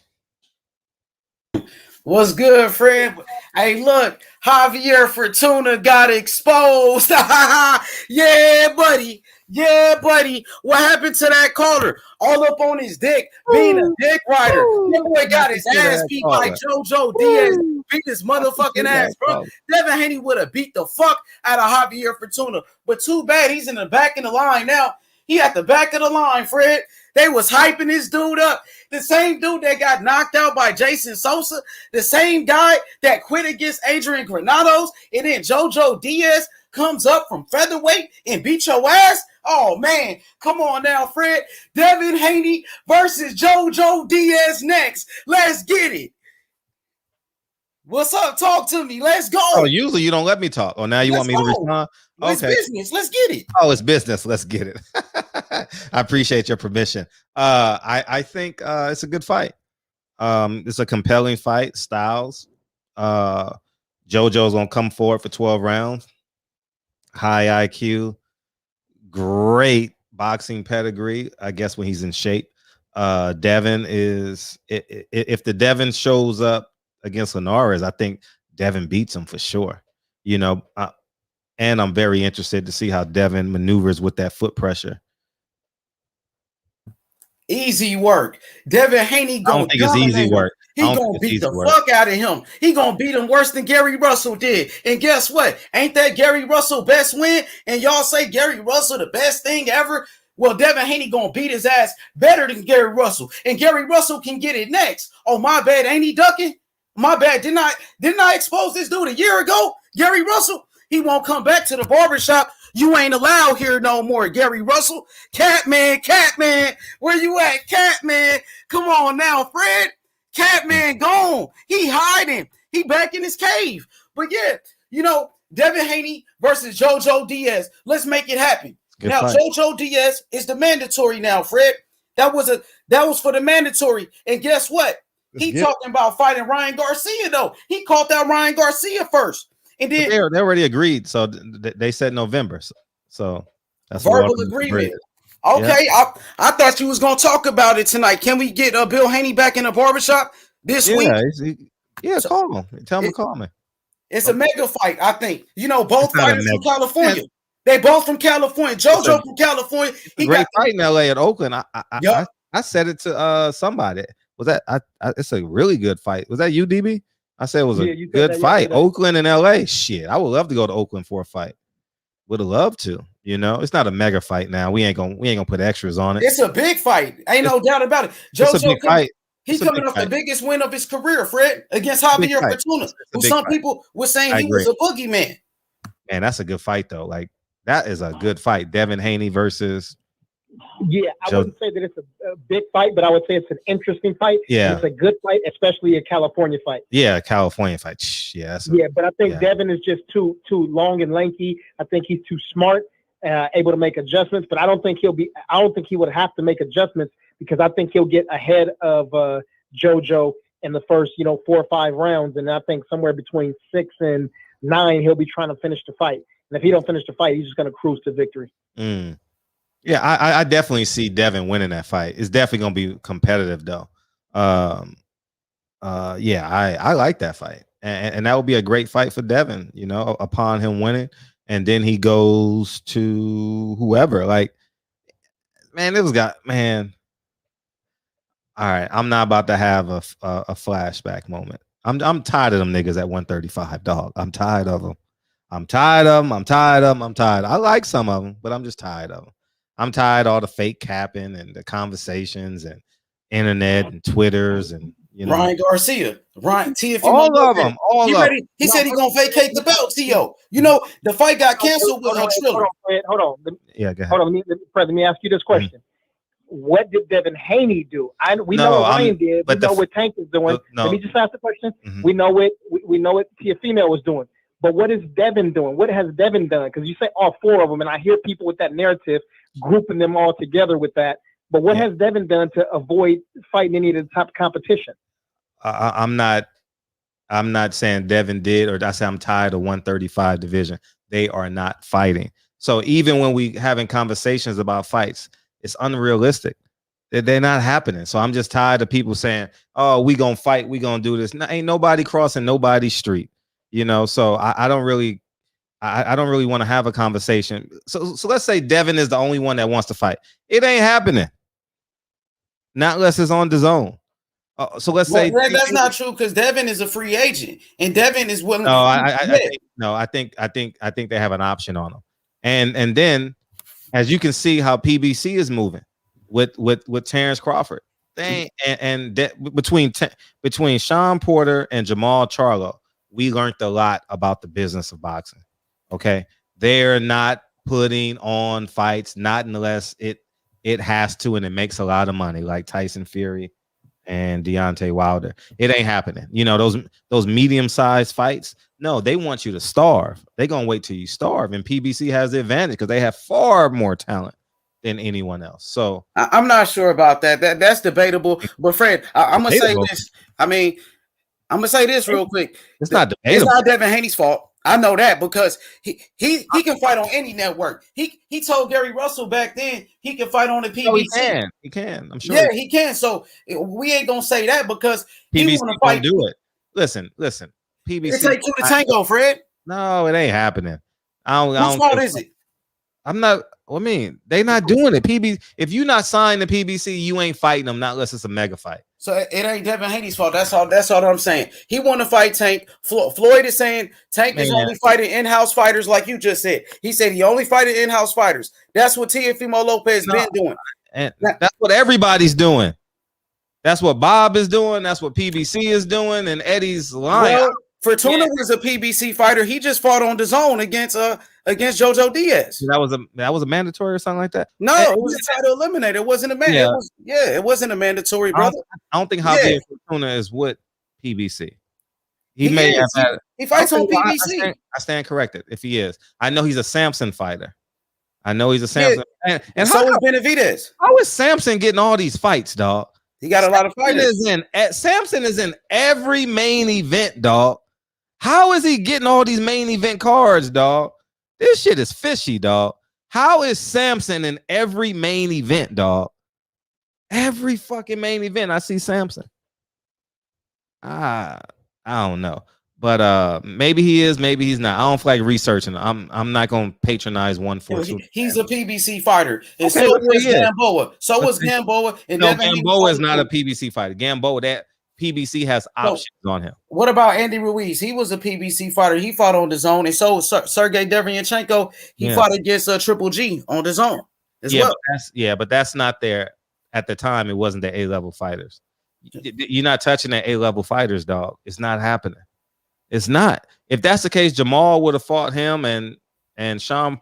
Just think, Sean Porter could have did what he wanted to do, but Sean Porter got that comfortable PBC job, that commentator job, and he got he's fighting once a year on PBC, so he's very comfortable. Many of these fighters are comfortable, you know. And I would have loved this, man. Shit, I would have loved to see Terrence Crawford and Sean Porter. But at the end of the day, Devin Haney's not. To sum up this, we going down another road. Devin Haney is not fighting Tank Davis. You know why I know Devin Haney's not fighting Tank Davis? Because 4 months ago, or during quarantine, Devin Haney was riding bikes and training with Floyd. You remember that? Yes. I'm sure you did 2,000 videos on that. So it's what's the dilemma? What's the dilemma? What's the dilemma between making that fight? It's no dilemma. It's none. Call Devin, make the fight. Simple. As you see, when they asked Tank about the business of boxing, Floyd jumped in and said and answered the question. So that means Floyd makes the decisions for Tank Davis. It's really that simple. And until we get a fight that's bigger than where they need each other, and you heard Bob say it, I'm gonna hold this nugget until Al needs it. I'm gonna hold it, and there's nothing you gonna do, nothing you can do. You know, so we'll see what happens, see who gives in. But at the end of the day, it's Bob is full of shit as it pertains to making these fights on the other side of the street. Al is full of shit as it pertains to making fights on the other side of the street. Eddie's full of shit as it pertains to making all these. It's full of shit. Everybody's full of shit.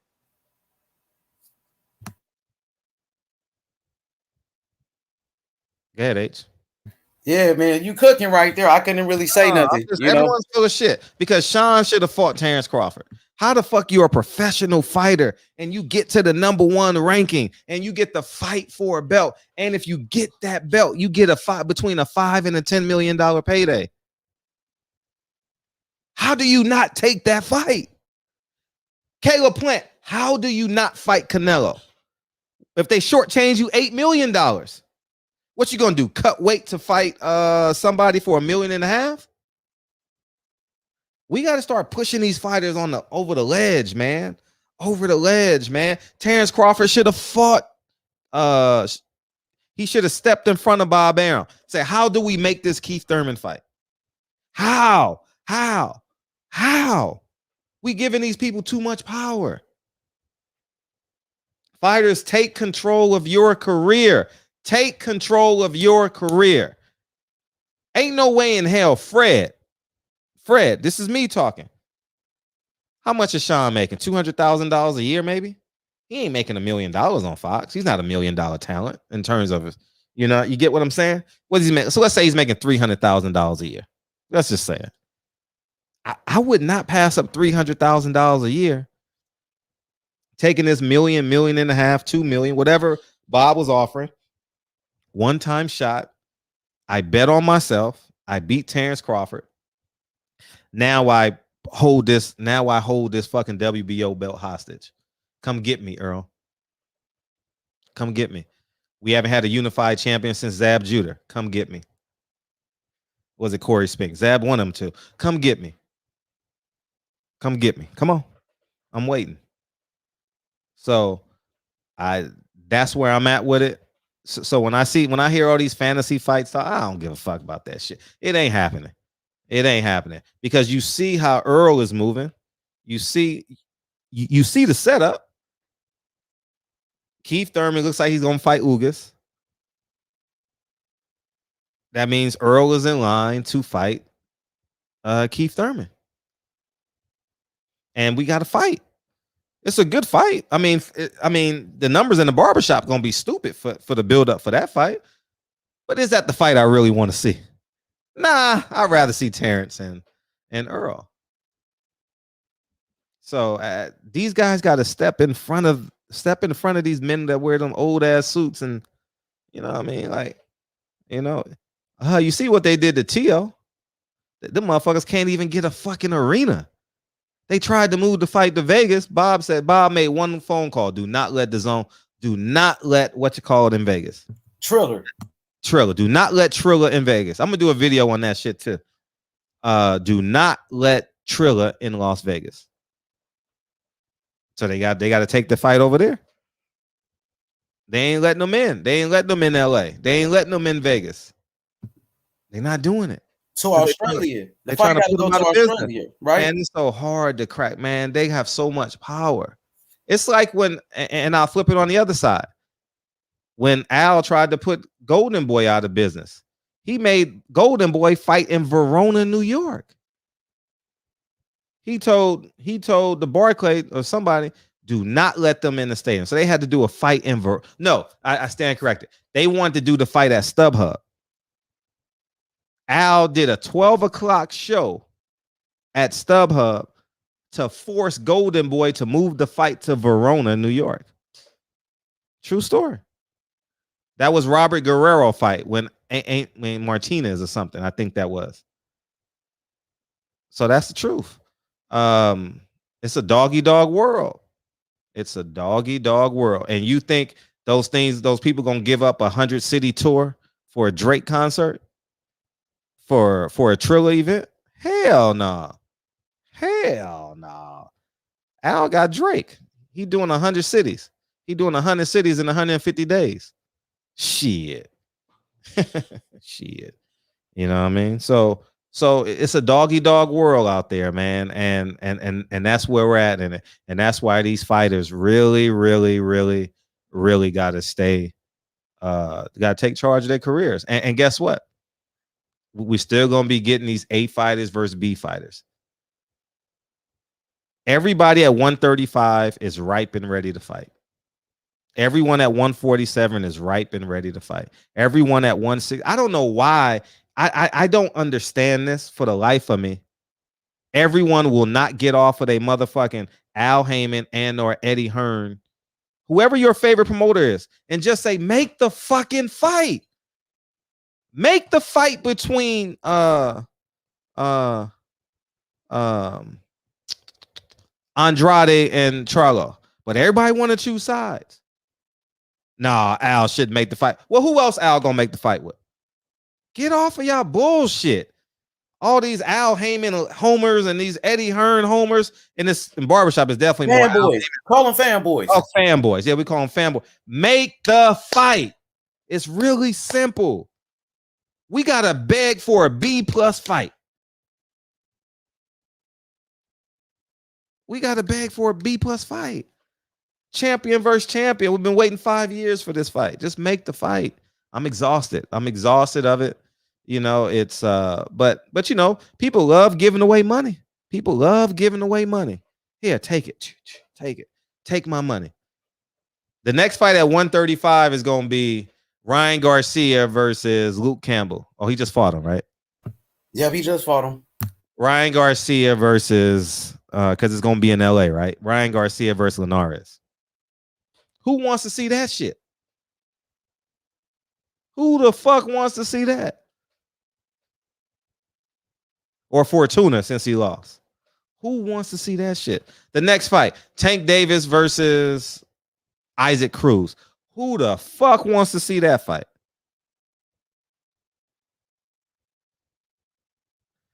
Make the fights. Make the fights we're supposed to get. And it's sad that y'all seeing this as hate. I just want the best fights. But y'all comfortable with Montiel versus Jamal Charlo. Y'all comfortable with that. That's a good fight for y'all. Oh, yeah, that's a good. How many rounds he win that fight? I didn't watch it. Did he win all 12 rounds? Nah, he lost some rounds in there. Like how many? 2? Probably like 3 rounds. He lost about 3 rounds. What's the point of having the fight? What's the point of one-sided? You know who's gonna win. It's a one. Yeah, that's the point I'm making. So didn't I mention Bob Arum? Like, how many times have I mentioned Bob Arum's name? You talked about it. How Bob makes in-house fights. Yeah, you know that. Y'all motherfuckers are straight bitches.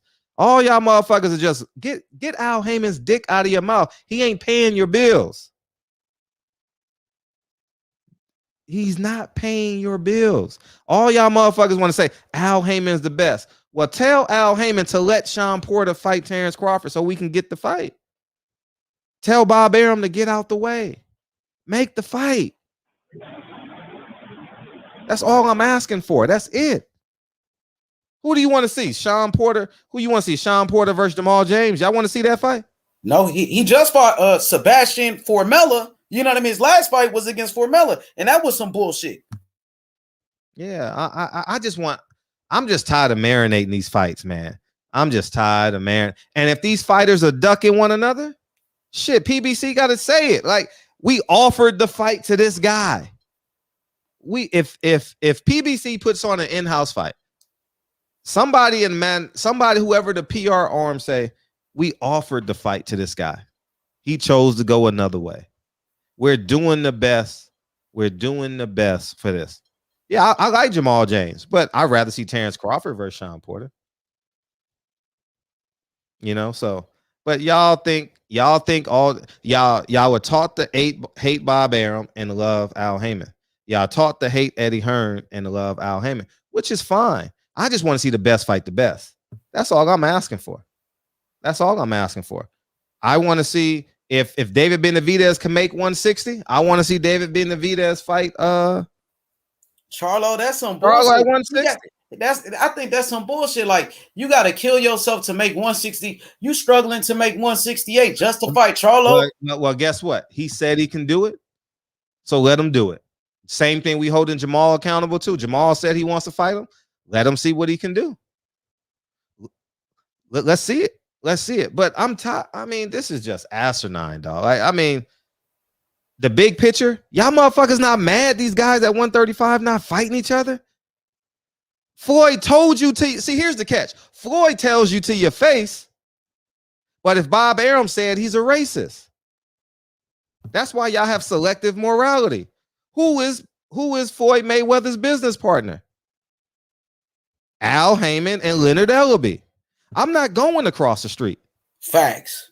Y'all motherfuckers are just selective morality. You only get mad when other people do crimes on you. Don't get mad when your best friend steals $10 from you. You're not going to hold him accountable. You just going to say, oh, it's okay. Pay me back when you get it. No, if a nigga steals $10 from me, he owes me $10. Period. Point blank. Floyd Facts, said Fred. it. Floyd said it. So that's how they're gonna move Tank Davis. I want to see Tank fight. Tank is the favorite against everybody at 135. I want to see the fights. That's just me. That's just how I feel. Hey, Fred, that's the same reason we can't get Tank Davis versus Devin Haney. That's the same exact reason why. Because they keeping it in-house. Tank Davis and Devin Haney is the easiest fight to make. Outside of the house, they're not expensive, relatively speaking, right? They're not expensive. Devin Haney, I ain't never seen Devin Haney make $7-10 million. So relatively for a pay-per-view fight, it's relatively affordable. And they're great friends with the middleman. What's the holdup? The bitch ain't grown. You get what I'm saying? So that's just what's the holdup? That fight should happen. Tank should be fighting one of those three guys. He should. That's just what I feel. Tank should be fighting one of those three guys. And they say he fighting none of them. Well, I don't know who he's fighting next. We'll wait and see who he's fighting next, but it looks like it's going to be an in-house fighter. I don't know who he's fighting at 130, 135. Maybe they move someone up. I don't know. But he's not fighting one of the three fighters that you want him to fight. He's not fighting Devin Haney. He's not fighting Teofimo Lopez. He's not fighting Ryan Garcia or Lomachenko because they're not in-house. Well, we'll see when they make their next announcement who it's going to be. It's probably going to be somebody we've never heard of that they're going to build up. You know, I just think Tank and Devin is the easiest fight to make. It's a safe fight. I think it's a hell of a fight. I think you fight once when you old. I mean, you fight once when you're young. Then you fight your next fight in your prime. You're going to get both of them going to get credit. Both of them going to get credit for the win and the loss. So I mean, I just and you keeping it real, Fred, because if you look at the boxing schedule, like there's no fucking fights after this Saturday because we know it's Jermell Charlo versus Saturday. I didn't even know. Fight Saturday. Yeah. Damn. Really? Yeah. After that fight, ain't shit on the schedule. Ain't shit on the schedule until Earl Spence, Manny Pacquiao, and that's August 14th. I think that's a great event. I think 21st. I think that's a great event. I think they should build around it. Hopefully, they got a fight on the 14th. Hopefully they got. I'm saying, like in between that time, ain't no fights though. Like after this Saturday, Jermell Charlo Castaño for undisputed. There's no big fights in boxing until Earl Spence. Not even on Top Rank side, huh? Oh, nothing. They ain't got shit. It's some bullshit like what you saying. Well, fuck them. If this is a everybody.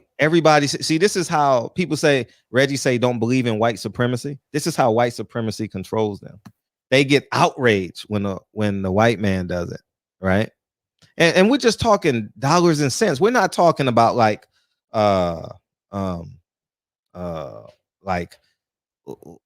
police brutality and shit like that. We can't even hold people accountable because we want our emotions to be dictated by what a white man does not do for us. We want that. But why this is a sport. This is a sport, right? And I know there's racism in the sport, but why can't we say Floyd?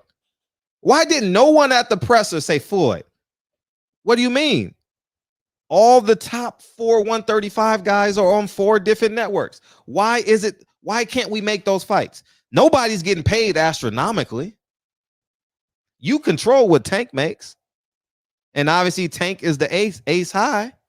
Make Tank versus somebody. Facts. Pick somebody. That's all we're asking for. That's it. And I think we would have had a great schedule, but you also got to take into account that the Wilder fight was canceled, postponed, whatever it was. So we would have had some great energy coming through here. You know, we would have had, but now that fight is postponed, so it kind of took some wind out of boxing fan sales. So I will say that. But I just say this, man. Boxing fans are going to keep on giving their money away, and they're going to be content. Boxing fans are going to be content with whatever those men in suits give them. Boxing fans shouldn't see. Here's the catch: boxing fans believe that they have to align themselves with a promoter because we're taught to have a God complex. We're taught to put our belief in another man. I believe. It's just me speaking. We're taught to believe, oh, we got to believe in this person. No, just hold them on the same merit. Hold them on the merit system. How are we in business together? If I pay $300 for this ticket, right? If I pay $300 for my ticket to get into this fight, what am I getting? I don't think that we have that across the board in the sport of boxing. Y'all want me to talk about Eddie Hearn? Would that make y'all feel better? How come Triple G ain't fought Andrade yet? Now y'all feel comfortable, right? Now y'all feel comfortable. All of them are the problem. I'm not saying one over the other. I'm not saying one or the other. I just want the fights. That's all I'm asking for. I think Earl Spence, Manny Pacquiao is a good fight. I thought Wilder and Fury is a good fight. And that Castano Charlo is a good fight. And I want to see who Jamal fights next. I want to see who Tank fights next. I want to see who Devin Haney fights next. I really want to see this. And y'all got to start demanding these fights.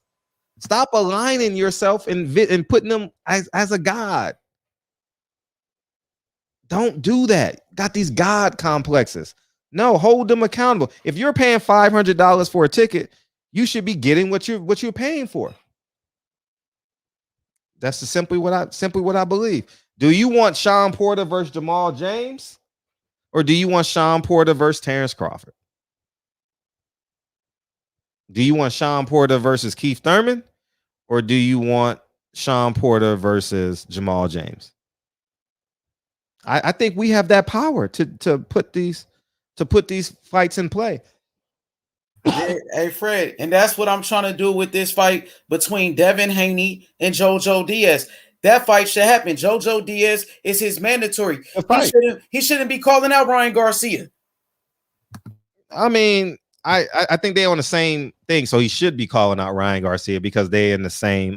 They were Golden Boy. Yeah, they were Golden Boy, so he definitely should be calling them out. But he's the mandatory to face Devin, for a world title, and that's why he fought Javier Fortuna. That's why you jumped up in weight to fight that for that interim title. But now he's trying to do something else. Does DB want to say something? I'm sorry, DB, you want to add something? No, go ahead. Okay. Yeah, hey, I think he should call out Ryan Garcia because that's like, it's still some pride there. Come on, let's act like these. These guys Ryan Garcia is not even active right now, Fred. But I'm saying, don't act like he's still not a man. He knows he's a man. No, we know that. Listen to me. Listen. He still wants to be the top dog in his promotional company. He's still a man, so obviously he wants to be the guy to knock off Ryan Garcia. Now let's not. But how do you do that? Let me just say this. You do that by fighting for a world title and beating the champion, becoming a world champion in 2 different weight classes by fighting Devin Haney. You're the mandatory. You're missing my point. You're missing my point. They're on the same promotional network. He believes Ryan Garcia is being treated better than him, and he's a man. Come on, let's not act like, don't take away the human element of what Jojo Diaz may possibly be thinking. Like Ryan Garcia, he's the ace high in Golden Boy. I want to knock his ass off. Floyd chased Oscar De La Hoya until Bob said, I think I've made enough money with Oscar. Let's make this fight. You know what I mean? And I saw Floyd tear up that $25 million check for the rematch. So go figure. So I'm just saying, like, it's that's the. So I'm not mad at him for not calling out. I mean, for calling out Ryan Garcia. And I'm also not mad at him for calling out Devin Haney. So now they've agreed to fight. I saw a picture of that they agreed for November. So let's hold them accountable. And Devin should be fighting Tank. That fight should be in some level of negotiations. You understand what I'm saying? Like Teofimo Lopez still has that contractual obligation. Lomachenko should be in some type of preliminary talks because he has to get an in-between fight now. You know what I mean? But So you know, hey Fred, Devin should be fighting his mandatory as well, like a true champion. That's what true champions do, fight their mandatories. And right now, Jojo Diaz, he's the mandatory. You know, it's kind of funny because Ryan Garcia, he just beat Luke Campbell, and he was Devin Haney's mandatory. And yeah, then he ducked it. He ducked out of it. yeah, he ducked that, and that's what it sounds like Jojo Diaz is trying to do. So, with that being said, you know, Fred, we need to apply pressure on Jojo Diaz and make sure he take this Devin Haney fight and force him to take this fight. You got power, so does the brother DB. If we can get Jojo Diaz on in the barbershop, let's bring him to the barbershop. Yeah, why not? Why not? I'm with it. I'm with it. Hit him up in the DM.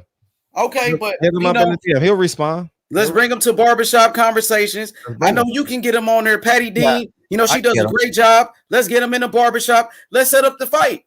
You know, Devin need a good fight. It's a good fight. It's a good fight. It's a good fight. It's a good stub hub. But that fight, it's a good stub hub fight. No, Oakland, the Oracle, or Oakland. Oakland, California, at the Oracle or the Chase Center.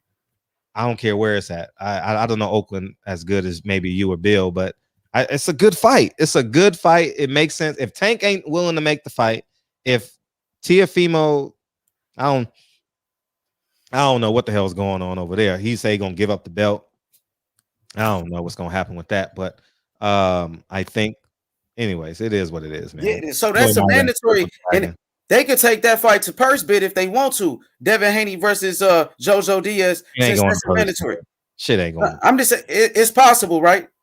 I mean, it's possible, but they're gonna agree because Jojo's not expensive. You know, he's not. Man, listen. These fighters that make under $3 million a fight, guys, they're easy to make, guys. Don't let these guys trick you to believe, man. These networks be giving $5 million per card, $3 million per card, man. Come on, man. Cut the shits, man. These fights are easy to make, man. Exactly. You know, for sure. I think Devin Haney and Jojo Diaz, that's a great fight. I think that's a better fight than Ryan Garcia for Jojo, because Devin Haney is a world champion.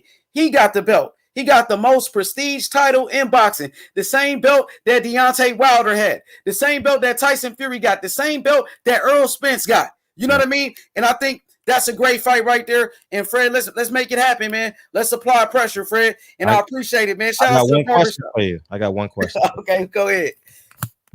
What do you think about Fury ducking with the fake COVID? Come on, man. You know, I heard about Juju Juice. I heard about Glovegate. I heard about Spike Water. Okay, and now the new conspiracy. Let me ask you. Can I answer your question? Because the new conspiracy now, he's faking COVID and all that. It's like so many people that died from this. You know, it's a deadly disease. I don't wish it on anybody. You know, the same thing happened to Chris Paul. The same thing happened to Stephon Fulton. Even, you know, what didn't happen to Linares? Linares had to pull out a fight because of that, you know, so it happens, you know, and I understand. So I know we want the fight to happen. It's going to happen. You know, since you mentioned it, you know, Wilder going to get his ass beat. You know what I mean? And he lucky Tyson Fury tested positive, man. Because, you know, it was going to be a massacre on the 24th. So, hey, you know, Wilder, man, stop twerking, man. Malik Scott, you a bitch ass nigga. Tay Jones, you a bitch ass nigga. Hey, Fred, you know what it is, man.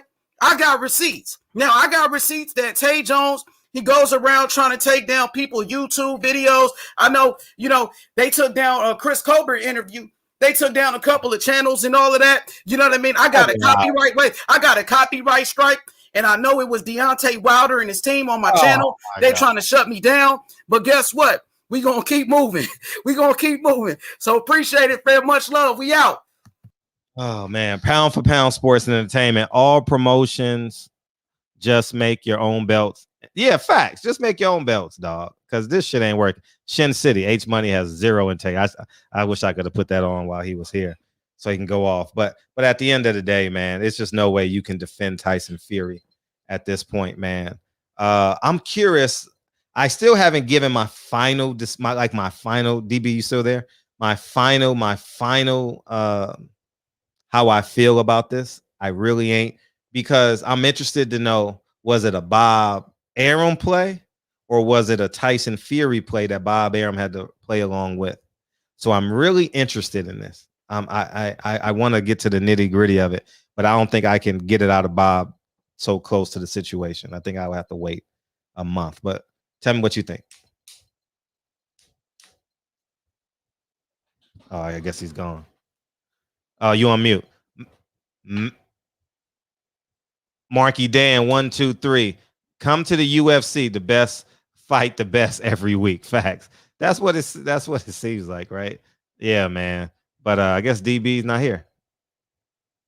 I'll hang him up and then he'll come back. So the phone lines are open. So yeah, man. As we were talking about what? We had like all these long conversations, didn't finish. Yeah. Oh, I gotta hear you. I gotta hear what you thought. Man. Let's start about your boy. You on mute.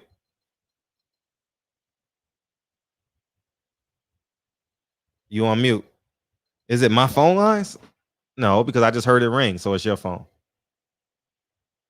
All right, let me refresh it. But what was I saying? Oh, we were talking about the Earl Spence stuff going on. I mean, the press conference was, DB said it best. It wasn't vanilla. It was French vanilla. How about that? It was French vanilla. It wasn't just vanilla, you know. I think who has the worst press conferences? I think Top Rank has the worst press conferences because half the motherfuckers don't speak English. Top Rank fighters don't speak English. Yeah, so they probably have the worst pressers. And I don't know. I don't watch too much of the Zone because I don't have the app, so I don't watch their pressers. So I would say, I definitely would say PBC has the best pressers, you know, as it pertains to fight. What's up? Can you hear me now? I can hear you now. Okay. Hey, what's up? You know, I would agree that it was a little vanilla. I'm not gonna lie. I saw this other video where this guy was talking about how HBO did a little bit better job at these press conferences because they had so much more leading up to the fight and things like that. So in that sense, yeah, I would agree. But I do think the message get across.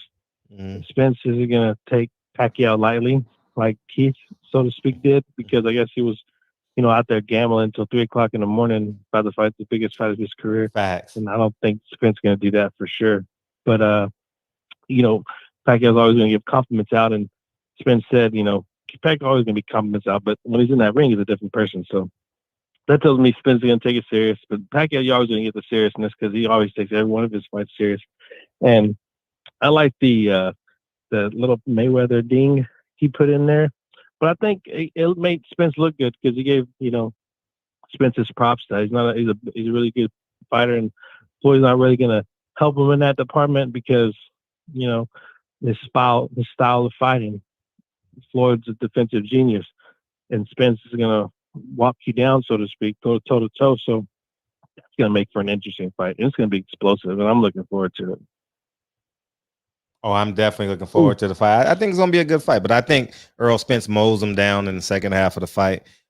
Keith Thurman has some success at 40, so I know Earl Spence will have success at 42. And I know we talked about this last one real quick. I'm sorry. Mendoza made a big thing about his WBA governing sanctioning body having trouble getting a quorum and meeting to even do a freaking meeting, and they stripped Pac because he didn't fight and it was because of COVID. But they could do Zoom. I'm actually glad that Ugas didn't get stripped of his belt. You know, I mean, that would have been too much power. You know, don't call. I mean, come on, man. That's too much. I get that That's point. Too much power. I just don't. That's just me. I just didn't like that he didn't fight for it. You know. Well, shit, he's been out 2 years. That's like. You can't. I hope that Ugas fights out my dream fight on this Pac Spence. If on the undercard, the co-main would be Bud Ugas. So the winner of that fight fights the winner of this fight. But you know they just dreaming too much. Yeah. But I appreciate you taking my call, Fred. I appreciate you, dog. Yeah, man. I'm interested to see what Earl Spence undercard is going to look like. They better hurry up and announce his undercard. We got 6 weeks, dog. The undercard should be coming out this week. Shit. Fuck. This coming up on us real fast. And they got a clear path, too. I mean, Earl Spence and Manny Pacquiao got a clear path to their fight. I don't see nothing getting in their way from UFC to boxing. Dude, when was the last time we had a clear 6 weeks? Wow, that's impressive. Earl Spence and Manny Pacquiao can dominate the sports waves. The NBA season's about to end in about 7 days. 7 to 10 days, I believe it is. So I think Earl Spence and Manny Pacquiao can be the biggest story coming in.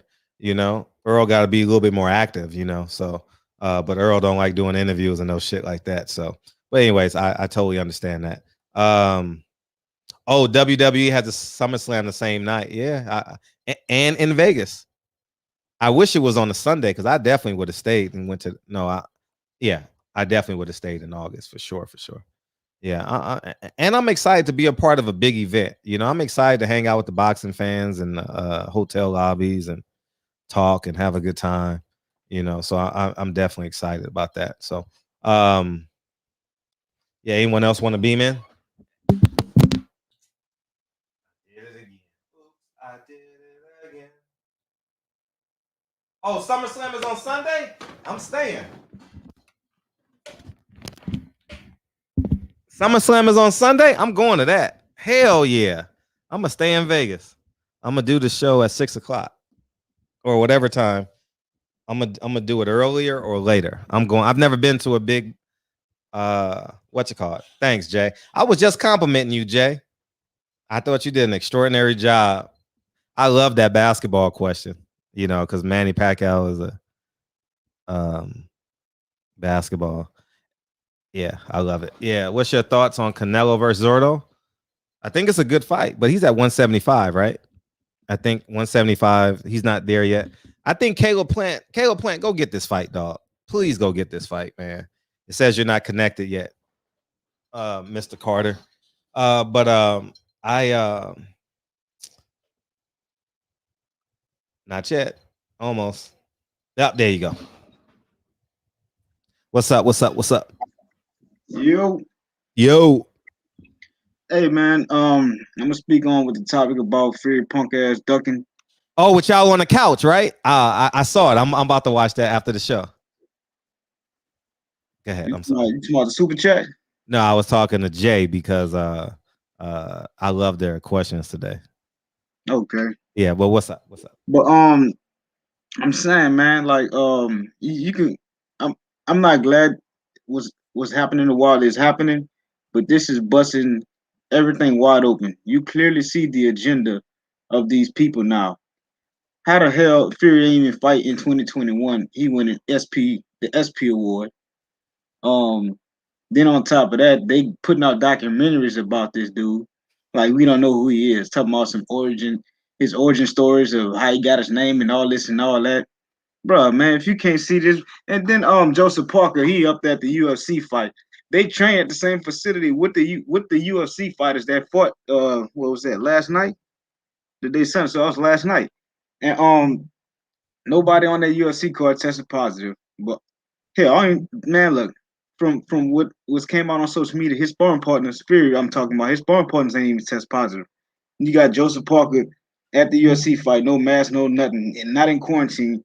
You got Big Baby Anderson jogging in Houston on his Instagram and all that shit. F8, I don't know what he put out, but none of these dudes ain't got nothing, man. And another thing, they should have put you can't trust none of this coward Fury say. They should have put a camera in his face, made him take a test live, and do same day results, same day testing to see if he really got it. But all in all, bro, this disgusting, bro. And I feel bad for all the people who got tickets, plane tickets, rooms for for the hotels or Airbnbs or whatever you bought, even tickets for the fight. I'm hearing people can't even get refunds. For the flight, either you can get a full refund, which is very rare. You can't get a refund at all, or you can get partial, money back. You can get some of your money back. And for the and same deal for the rooms or whatever, whatever the case may be. And then for the tickets, I'm hearing they saying you can't get your money back, but that ticket is good for the rescheduled date.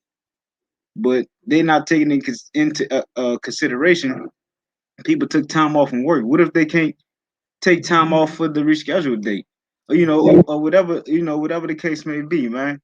But this just crazy, bro. This just some madness, dog. And then he still hadn't provided us with a positive test. And I hope it's something that could be done legally. And that's pretty much all I have to say about that, man. I appreciate you, man. Keep doing what you're doing, dog. I appreciate it. Definitely appreciate it. I think we just should forget about Tyson Fury. Fuck him. Talk bad about him, but have no expectations of him. But it's a wrong that gotta be right. This shit gotta be fixed though. Oh, what I mean? Wait, hold up. You actually want Tyson Fury to be honorable? Man, I just want to see him get stretched, dog. That's all I want to see. Man, come on, man. Get your ass in that ring. Man, come on, man. A dope fiend's a dope fiend. You know what I mean? And go ahead. No, my bad. Go ahead. No, I wasn't gonna say nothing. No, I was gonna say, not ride with Wilder, man. I'm like one of the main people that fuck with him. With that being said, I wish he would have never even looked Fury way, bro. We wouldn't even be going through this. He should have just kept fighting number ones. If AJ won't fight you, just keep fighting your number ones, man. Mm-hmm. Over time, you's gonna get your credit eventually. You know what I'm saying? But I get it though. He didn't know this guy was the way he was. Till after fight number 2, then everything. Yeah, sure, I get it. But now we got enough paperwork on the guy. Now we got enough paperwork on him. We got enough paperwork on everybody in boxing to know what the hell is going on. And if you don't act accordingly, you still call them out now. Still call them out and hold them accountable, so it proves you right. And it shows that you're an honorable person and you're doing the right thing, but don't have any other expectations, But do you not see the protection this dude Fury is getting, bro? I ain't never see this happen for no other fighter ever. What do you expect though? Like, listen, dude, did he get Fighter of the Year? Yeah, that's beast. So why are we complaining?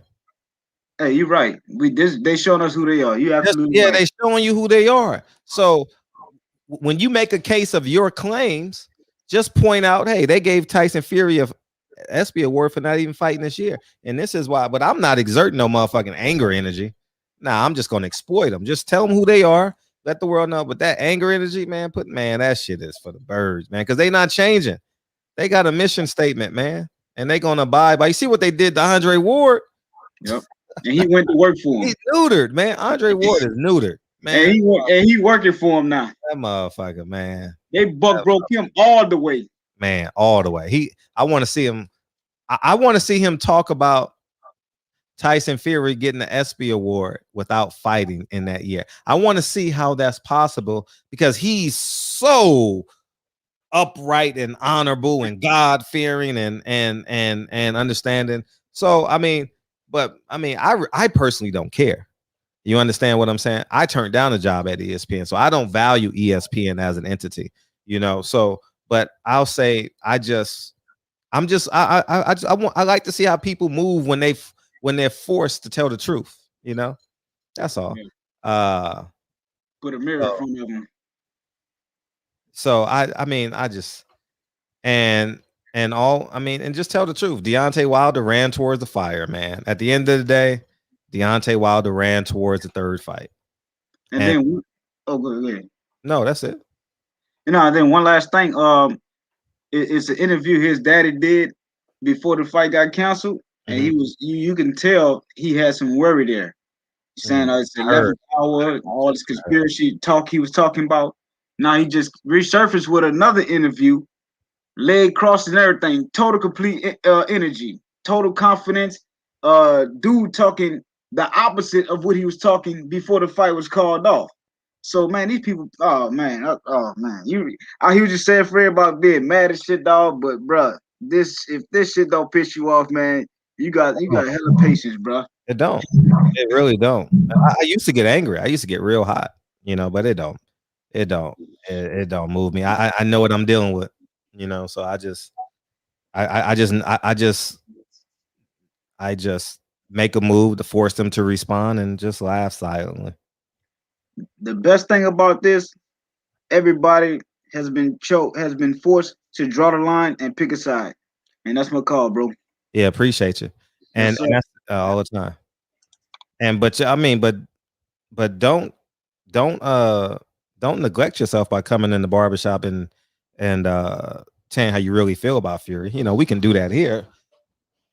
Please do. Right, Big Dog Willie Coons are giving Fury a pass for legendary ducking. Bro, I ain't been online, but they give them passes. I don't see how. What's up? Hey, what's going on, man? I've been like sitting back watching the what's up? I don't know if DB's still on the line, but what's up, DB? He's not here, but he's in the chat for sure. Okay. I've been watching like the whole thing with the, I guess the postponement or whatever of the Fury Wilder fight, and if there was members of that of Fury's camp at the Conor fight, and they were supposed to like had COVID, how does that work? And then Fury talked about traveling internationally, and he's supposed to have COVID. How does that work? And isn't he supposed to provide some paperwork with a positive test or something? You just can't pop up and say, "Hey, I got COVID," and then quarantine. Yeah, you got to quarantine. So how are you just gonna? Okay, well, I'm gonna go home. And how are you scheduling fights? Did he leave yet? I don't know. I don't know where he's at or what he's doing. So I don't think people can let you in their country if you're positive, you know. So yeah, so and we've all seen that you can't trust nothing that comes out of that camp, nothing at all. Mm-mm. And as far as I'm concerned, Negroes that's champion Camp Fury are these boss we sit Negroes. Boss, our house on fire type Negroes. That's what you are. And then on top of that, if you're American and you say, well, hey, you approach me or brother or people like me, and you say, thank you for your service. This man is a bronze medalist. Come on now. Gotta put some respect on that. The third best fighter in the world. If you are a American citizen and you will go against an American Olympic champion, I question you highly. And especially if you would tell me you got respect for me because I served in combat, I got no respect for you because if you would say something about any Olympian from this country, whether they medaled or not, I get it, but they competed, and you throw dirt on their name, then you would do the same thing to me, based on my service, whether I served in combat or I sat behind a desk in a non-combat zone, but I still wore a uniform. So we got a problem. You understand? So these are questionable type individuals. Their character is questionable. Very much so. Their character is very questionable. It's not questionable. No, actually, no, you're right. There is no question. No. They trash. They trash individuals. They believe in something. They think they believe in something that they have no definition for what it actually is. So they don't know what it is that they believe in. They have a warped sense of reality, a warped sense of self, they have a warped sense of everything. And most of them just basically fucking racist. And the black folk are the ones that Malcolm described from the beginning, that he warned us about. And we are dealing with them now. That's why I have no political affiliation. I won't vote next to a racist, and I'm not going along with this liberal white agenda that's been brainwashing black folk. Yeah, they take the knife out 6 inches. That's the Democratic Party. Yeah, I will not. No, I have no political affiliation. None at all. None at all. I will vote for what I think is feasible at the time if I know the individual. It's like if you've been following me on social media, you've seen we had the groundbreaking this past Saturday. Congratulations. I was waiting for a break in the action to talk about that. Congratulations, bro. That's a big move. That's a big move, man. That's big. I appreciate you, man. Yeah, man. That's huge. I had elected officials who were elected hopefuls. No, not elected. Candidates, yeah. Congressional candidates coming down. They came there in order to try to get some buzz or whatever. And I was like, man, the only thing I want, man, if you want some support from me, all I want is a veteran hospital here. We sick of driving an hour to Baltimore, 3 hours to Prairie Point, or 3 hours to Ellesmere, and I'm damn sure not driving to Norfolk, Virginia. So that's all I'm asking for. But that's nothing big. Yeah, it's not. That's not because they're building a new hospital here in town. So the old hospital is going to be vacant. So put a VA hospital in there. It's not a big thing. You got an existing building. Mm-hmm. But I realized a lot of things that these individuals. Well, I already knew it, but it was blatant that these people are opportunists. Mm-hmm. And then you have Negroes that will show up and they were like, "Yeah, go." Go Terrence, go Terrence. I'm looking at my donation list. As you donate, but you're here and you get your picture taken. It is what it is. I'm having to do you got to do what you got to do in order to get it done. Mm-hmm. But I say this: I want to give you your roses right now on on what you got Lincoln doing. Oh, thank you.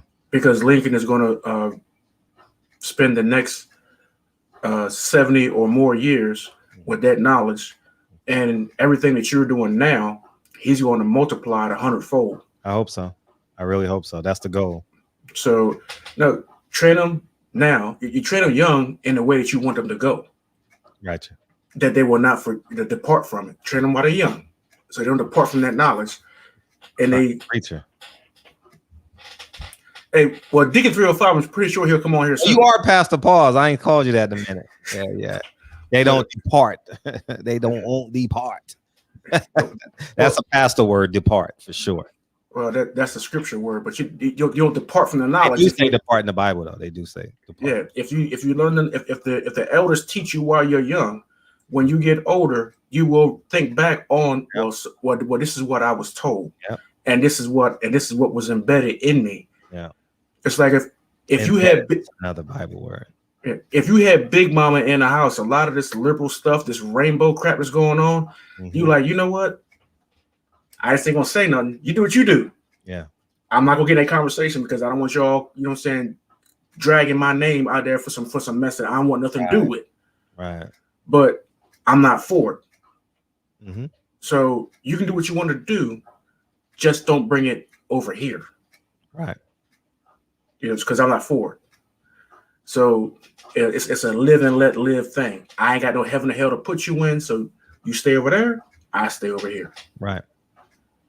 Because you know that Big Mama and them was like, you get what I'm saying? I get you. You know what I'm saying? We ain't raising no sissies. Gotcha. You know what I'm saying? So, but I appreciate everybody. Kenneth Johnson, met in the barbershop. Appreciate that, brother. He's been on social media, stuff like that, you know what I'm saying, support and everything. And there's been a few other brothers. But Kenneth Johnson's been active on Facebook with the whole program, and I appreciate that, brother. And everybody else, if you're on Facebook, you can support the Mural Project on Operation Frederick Douglass on the Hill. And I appreciate all the support from the barbershop. And I got to admit that the dude, Kwame Brown, that Go Along, Get Along gang, that's some true stuff. It's real, isn't it? Yes. It's so many capacities. Well, in this setting, on this platform, nobody will be surprised. But I have been damn near harassed about not putting a Frederick Douglass mural in the black community, but putting it downtown by white businesses. I'm like, why would I put it down there? Why wouldn't I put it in the black community? And actually, of all communities, the oldest African American community in the entire United States still in existence, where he dedicated everything here. And you're telling me I should put it downtown by some white Jewish billionaires' businesses because he thinks it should go down there? I don't give a damn what he thinks. And the fact that he would say that to me about where I should put my uncle, I feel highly offended. And it's not just him that's in there. There's other family members in there, and he's going to tell me, and he's not even seeing the design at the time. Is going to tell me where I should put my family members at.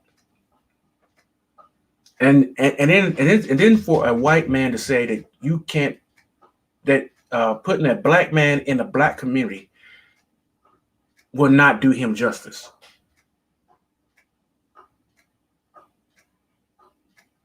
You believe the arrogance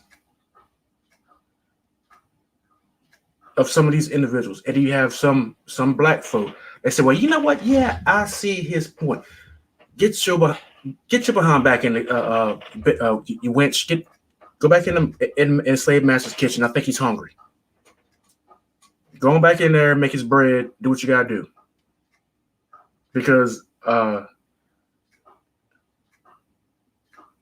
Big dog Willie, I got something for you. Yeah. Well, I'm just saying, man. I mean, you'd be crazy. I mean, you would be. That's right. I'm Jeffrey, your Uncle Phil. That's a good one. Jeffrey. Hey, well, look, I'm going to wrap it up, man. These dudes clowning. They obviously not getting the message. So, look, I'm going to go ahead and wrap it up, man. Peace, bro. Peace. You ready, Skywalker? What's up, man? What's up, man? What's up, man? How's it going, Barbershop? Hey, great, man. I appreciate your time. First time? Yes, sir. Yes, sir. Welcome to the show. You know, we have to what you got, big homie? What's going on? First and foremost, before I get into this Tyson Fury stuff, I wanted to say, because I heard that you're doing a giveaway in Inglewood, and we did it yesterday. We did it yesterday. Oh my goodness, man. Yo, I'm sorry that I caught it late. I was actually going to ask like when it was, because that's actually my hometown. And I was going to try to come through because, you know, anytime I ever trying to support Inglewood, I'm all for it. Like, that's where I grew up at. I went to Inglewood High, all that, you know what I'm saying? So, what's up? Yeah. So I'll get with you next time. You know what I'm saying? Thank you. You got my word. But nah, man, like this whole Tyson Fury business is really hit me in like a different way because like, you know, I got tickets to go to the fight. Right. So not only right did I have like my entire like I planned so much around going to this fight, right? Like I not only took a work vacation, but like it's planned to where like I'm changing salons and stuff. All this was supposed to be like a smooth transition, right? I got hotels booked and all this stuff. And it really has upset me that this dude is faking like he got COVID and like essentially like playing with my money, right? You know, because I'm no barbershop, right? Like I spent, you know, like $1,800 on tickets. And then, you know, that's not just something that I'm doing all the time. Right. And it's like, now I'm being told like, we don't even have a damn date for when this thing is going down officially. I just get an email saying, hey, right, like your tickets are in limbo, like the date is to be determined. Right now, I mean, it's cool, like, because I still want to go to the fight, but you mean to tell me that like this thing could possibly be in October now, right? Like, you know, I'm not that far from Vegas. Like, it was literally a thing of I could have went to the Wilder Fury fight or the Spence Pacquiao fight. And I was like, I was just gonna throw a fight party for whichever one that I didn't go to. I could have went and bought tickets to the damn Manny Pacquiao Errol Spence fight and still went to the Fury Wilder if it was gonna be in October. Like the way that this has all went down, like, you know, I mean, it's, you know, I'm very disappointed in this dude, man. And I know that this is Bob being Bob, but this is the first time that, like, because I've been about 4 fights in my lifetime. It's the first time this has ever happened where I've had a dude pull out of a fight. You know what I'm saying? Like, you know, the frequent fights at the Staples Center. You know, it's my first time going to one in Vegas, and it's like, you know, this is how this whole thing has happened. And so I really feel like I got to speak up for people that is going to the fight and is going through this, man. Like, our money is just like in limbo right now. You know what I'm saying? Like, and then I can't, like, even if I wanted to try to get that money back and try to get tickets through, like, now tickets to the Spence and Pacquiao fight are through the roof. I could have just bought tickets to go there instead. You know, like, I'm so hot, man. And it's like, you know, I rock with Deontay Wilder in every sense of the word, man.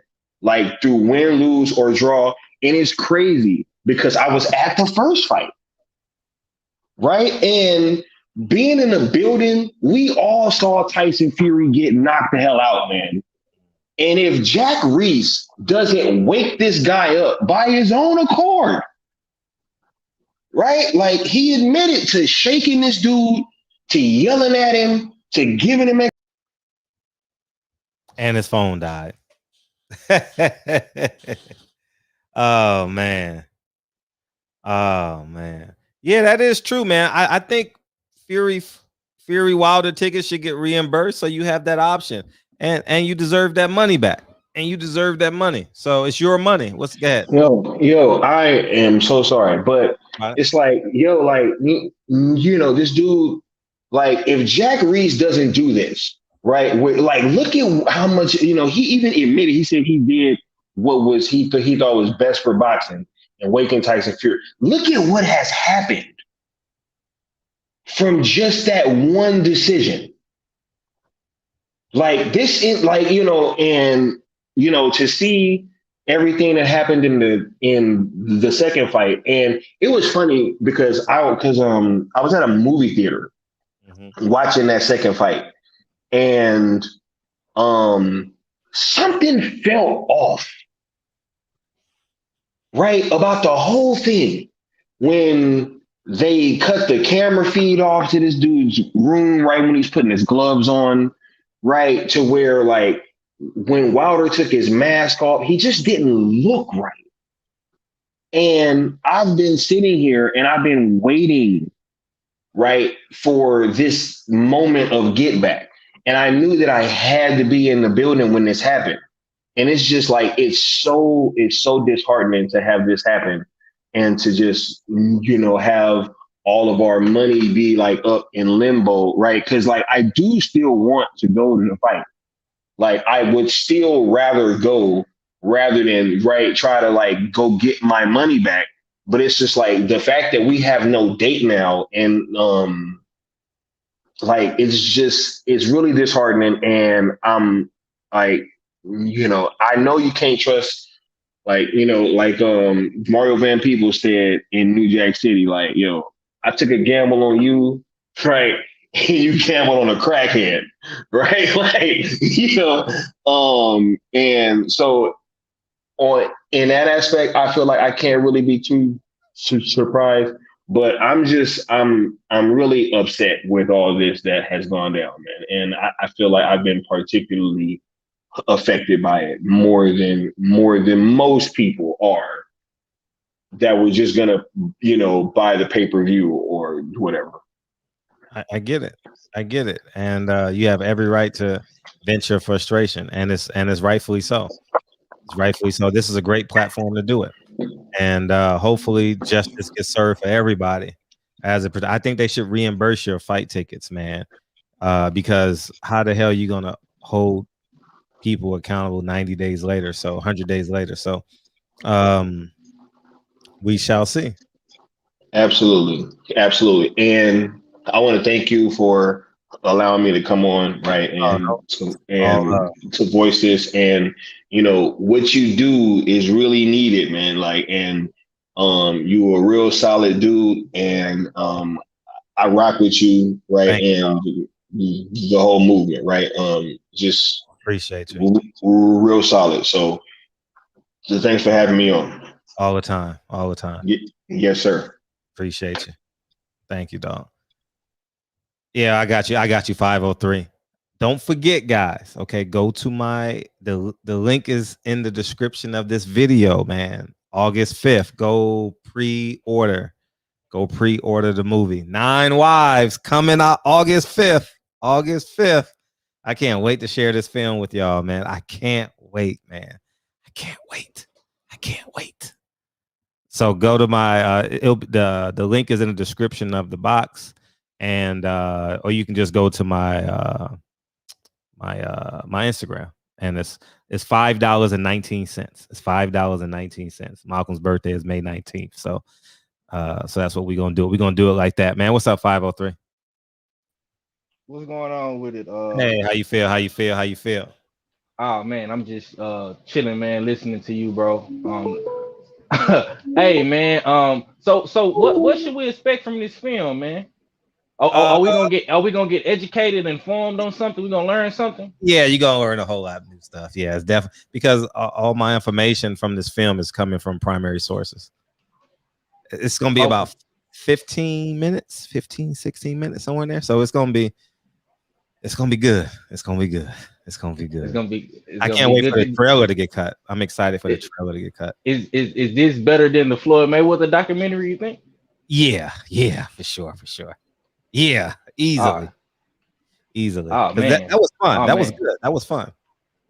Oh yeah, man. Oh yeah. So man, I ain't gonna lie, Fred. I got a right to pick with you, bro, because when you was in Houston, I was trying to get you on my channel, man, to interview you, bro. You was like, yeah, man, we're gonna do it. And you dug me, man. I don't duck you. You know what happened?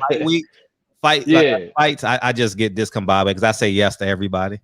I'll just say like that. You know what I mean? I don't, man. Come on, man. I don't give a fuck. You got one subscriber. That's one subscriber I've never met before.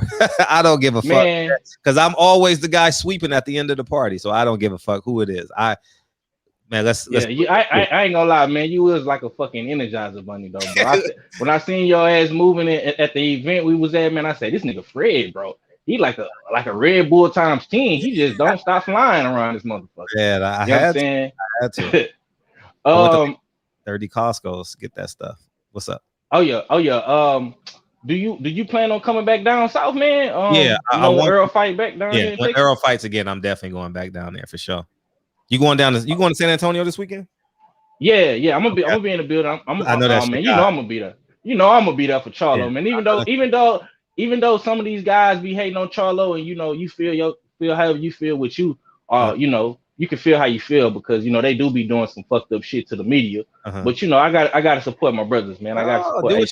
Do what you do. I'm not saying boycott. No, I wouldn't say that. I just I just think he went out of his way to prove his point. You know what I mean? He went on his live and did it. You get what I'm saying? That was right. It's like me knocking on your door and be like, hey, he's sleeping with Keisha down the street. Yeah. Come on, man. That's just shit. Right. Nah, man, he was out of line for that. But I want to ask you this, and you probably spoke on it once before, but I probably didn't hear you when you said it. Do you think Colbert went farther than what Charlo went, or do you think it's about the same? Ooh. I think Colbert. Man, I think I'll say the whole thing.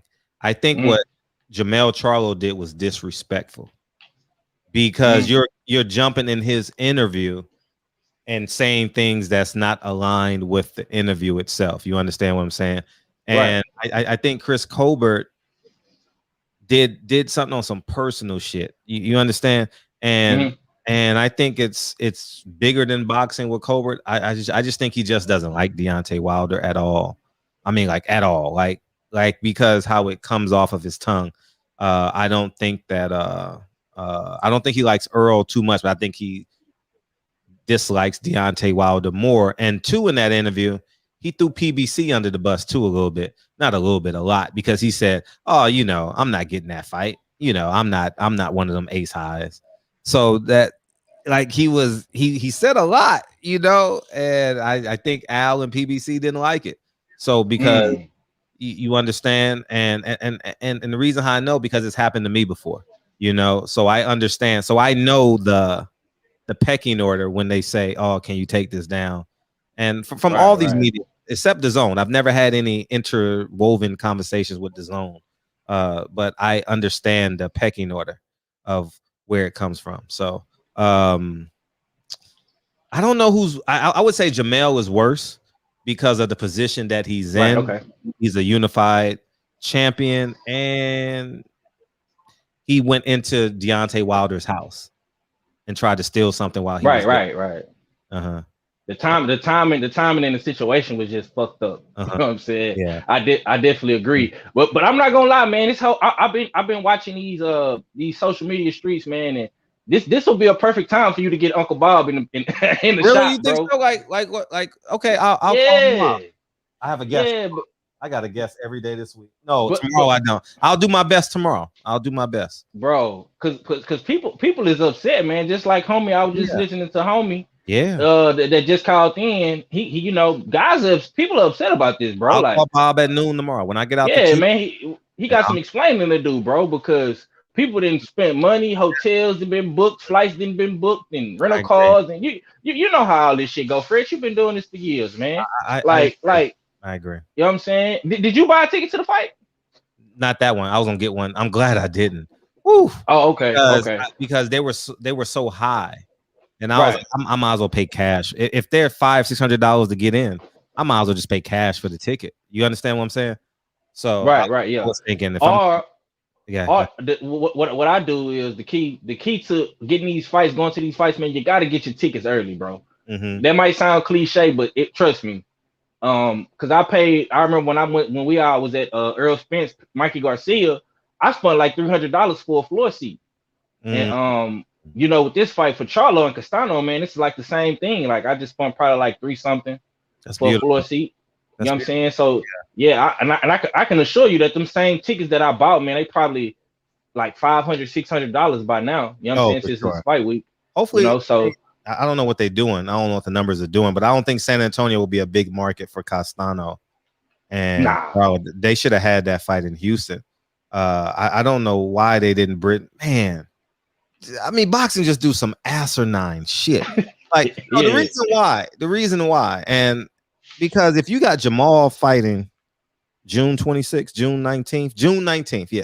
If you got him fighting June 19th and you have his brother fighting a month later, that's kind of like a perfect storm, because you could have built some bridges there. You know, like imagine our twin brothers, June and July. Build it. You know, you never know what you can get out of it, but you ain't gonna get nothing on fighting out of San Antonio as you would have got more and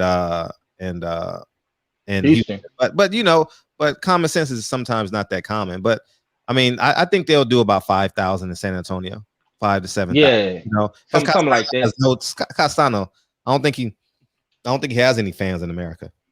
Man, I'm telling you, man, it's a bunch of Mexicans and Hispanics in San Antonio, so they banking on that black versus Mexican shit like always. You know, he's Argentinian, right? Right. But you know, that's what they banking on, man. And, you know, Charlo is from Texas, and they're gonna put some more Hispanic guys on the undercard. I think Rolly is fighting. Roland is Cuban, so he Cuban and black. So yeah, they're gonna put him on the undercard, and they got another guy on the. Because Dule pulled out. I don't know, bro. He fighting? Okay. I don't know. I have no idea who he's fighting, man. Because Rolly is interview gold, man. So hopefully he gets a man. Hopefully he gets an opponent, man. That'll be dope. But But I mean, I'm not gonna be too long with the man, but I definitely appreciate you for beaming me in, bro. You definitely working with something right here, man. Salute to my brother DB. Yeah, Can y'all, can I plug my channel in right quick, Fred? Yeah. Okay, man. I want everybody, if y'all can, man, subscribe to 503 Line on YouTube and follow me on Smoke City Mobcast on IG and Facebook, man. I'm doing a lot of work over there and giving y'all hot boxing topics, and we definitely gonna go live in the morning. So just watch out for me, man. Appreciate you, Fred, man, and I can't wait to see you again, my brother. And I'm gonna definitely go put the what a link at to your movie. It's in my bio. Okay, I'm gonna go order that right now, bro. I got you, man. But much love to you, bro, and salute to my brother DB as well. Thank you. Appreciate you. Oh, now y'all mad at me for talking about the location. It's not the best location. I'm not complaining about it. I personally don't care. I have no emotions about that location. But the same people complaining about the location say they want to fight. They want to see black fighters fight in Atlanta. Aren't you advocating for a location? Wasn't you just advocating for Jojo Diaz to fight in LA or Oakland? Make it make sense. I personally don't care if the fight is in San Antonio. Keep it a buck with you. I just think that it would have made greater sense. I can say greater sense. I don't give a fuck what they do. I don't care about the fight. So, but I would have had Jamal Charlo fight Juneteenth, and I would have had Jamel fight. I would have found an arena that's available in Houston. I'm pretty sure they got about 3 to 5 arenas that they can put 5 to 10,000 people in. So that's what I would have did. So, or I would have capitalized off of Canelo's audience. I would have moved the fight to Dallas. It's just me being a capitalist. I'm always a capitalist. At the end of the day. So always try and monetize. DB, you want to wrap up the show? We'll get the hell out of here. Yeah. So make sure you guys go check out the film, pre-order the film, and we're going to rock out, and we'll get DB in here, and we'll rock out. Don't forget to subscribe. DB's channel is in the chat at the top, so go ahead and do that. We'll be good. And so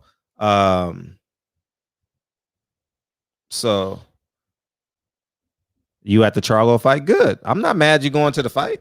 I don't care. Don't care. Enjoy the fight. I'm not mad at you. I'm not mad at all.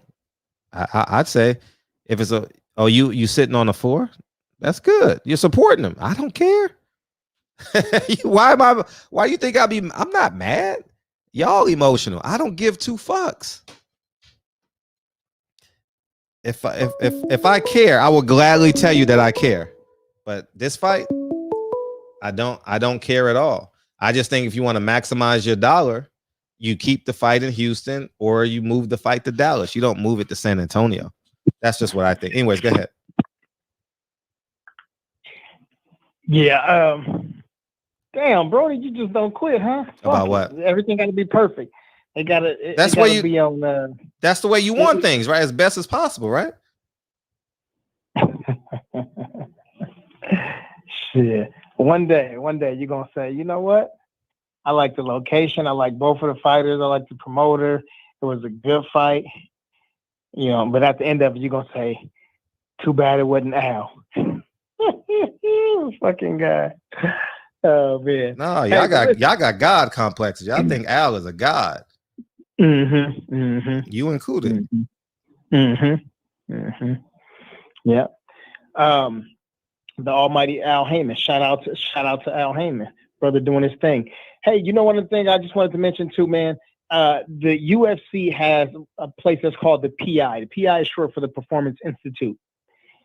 I mentioned this last night. I think it was me and Reggie. As a matter of fact, it was on Kyle's, but I talked about this. I just wanted to kind of reiterate it here. Yesterday, the Dustin Poirier and Conor McGregor fight, they had 20,000 people. It was 20,086 or something like that, right? It was over 20,000 people there. The live gate did $17 million. All right, I just want you to think about this for a second. Okay, Conor McGregor and Dustin Poirier had a combined salary of about $7 million. Think about this for a second. how and why would Dana allow the biggest fight, highest profile guy, this huge live gate, and allow Tyson Fury and his team to go into the Performance Institute, where all of the fighters and the coaches have to be COVID free before they enter the PI. So if Tyson Fury is there at the Performance Institute, then there's no way possible that he could have COVID.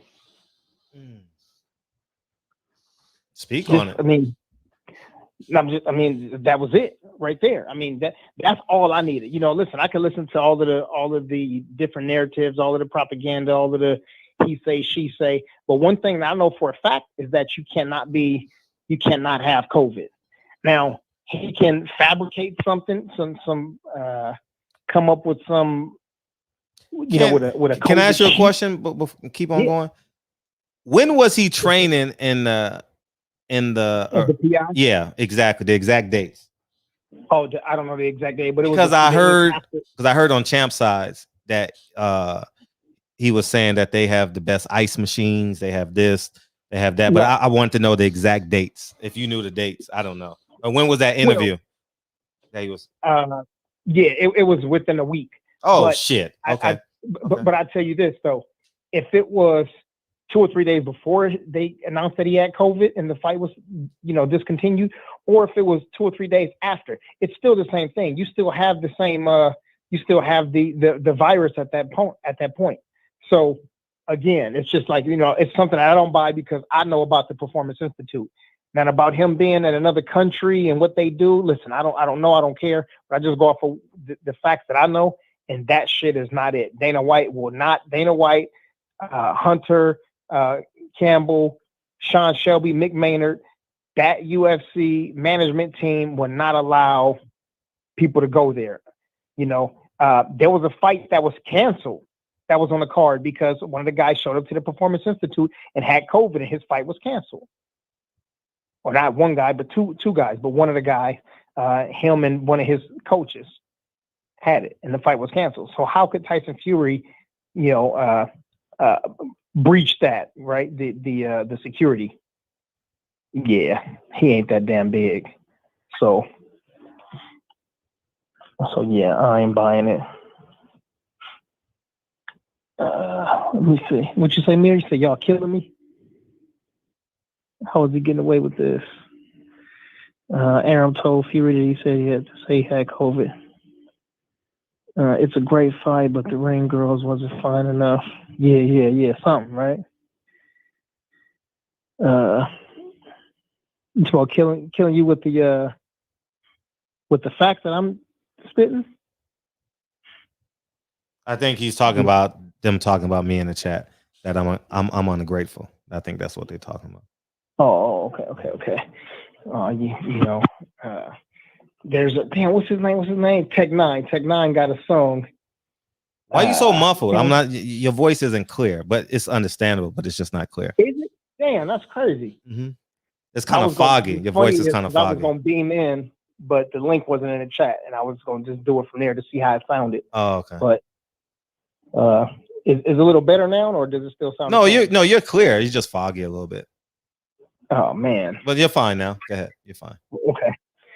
But anyway, that's my thing with Tyson Fury and the whole COVID thing. At the end of the day, no matter what it is, I mean, he would have had a cold, he would have had a migraine, he would have had a menstrual cycle, heavy flow. I mean, it would have been something with Tyson Fury, though. You know what I mean? At this point, he realized that he was a little in over his head by taking his fight right away.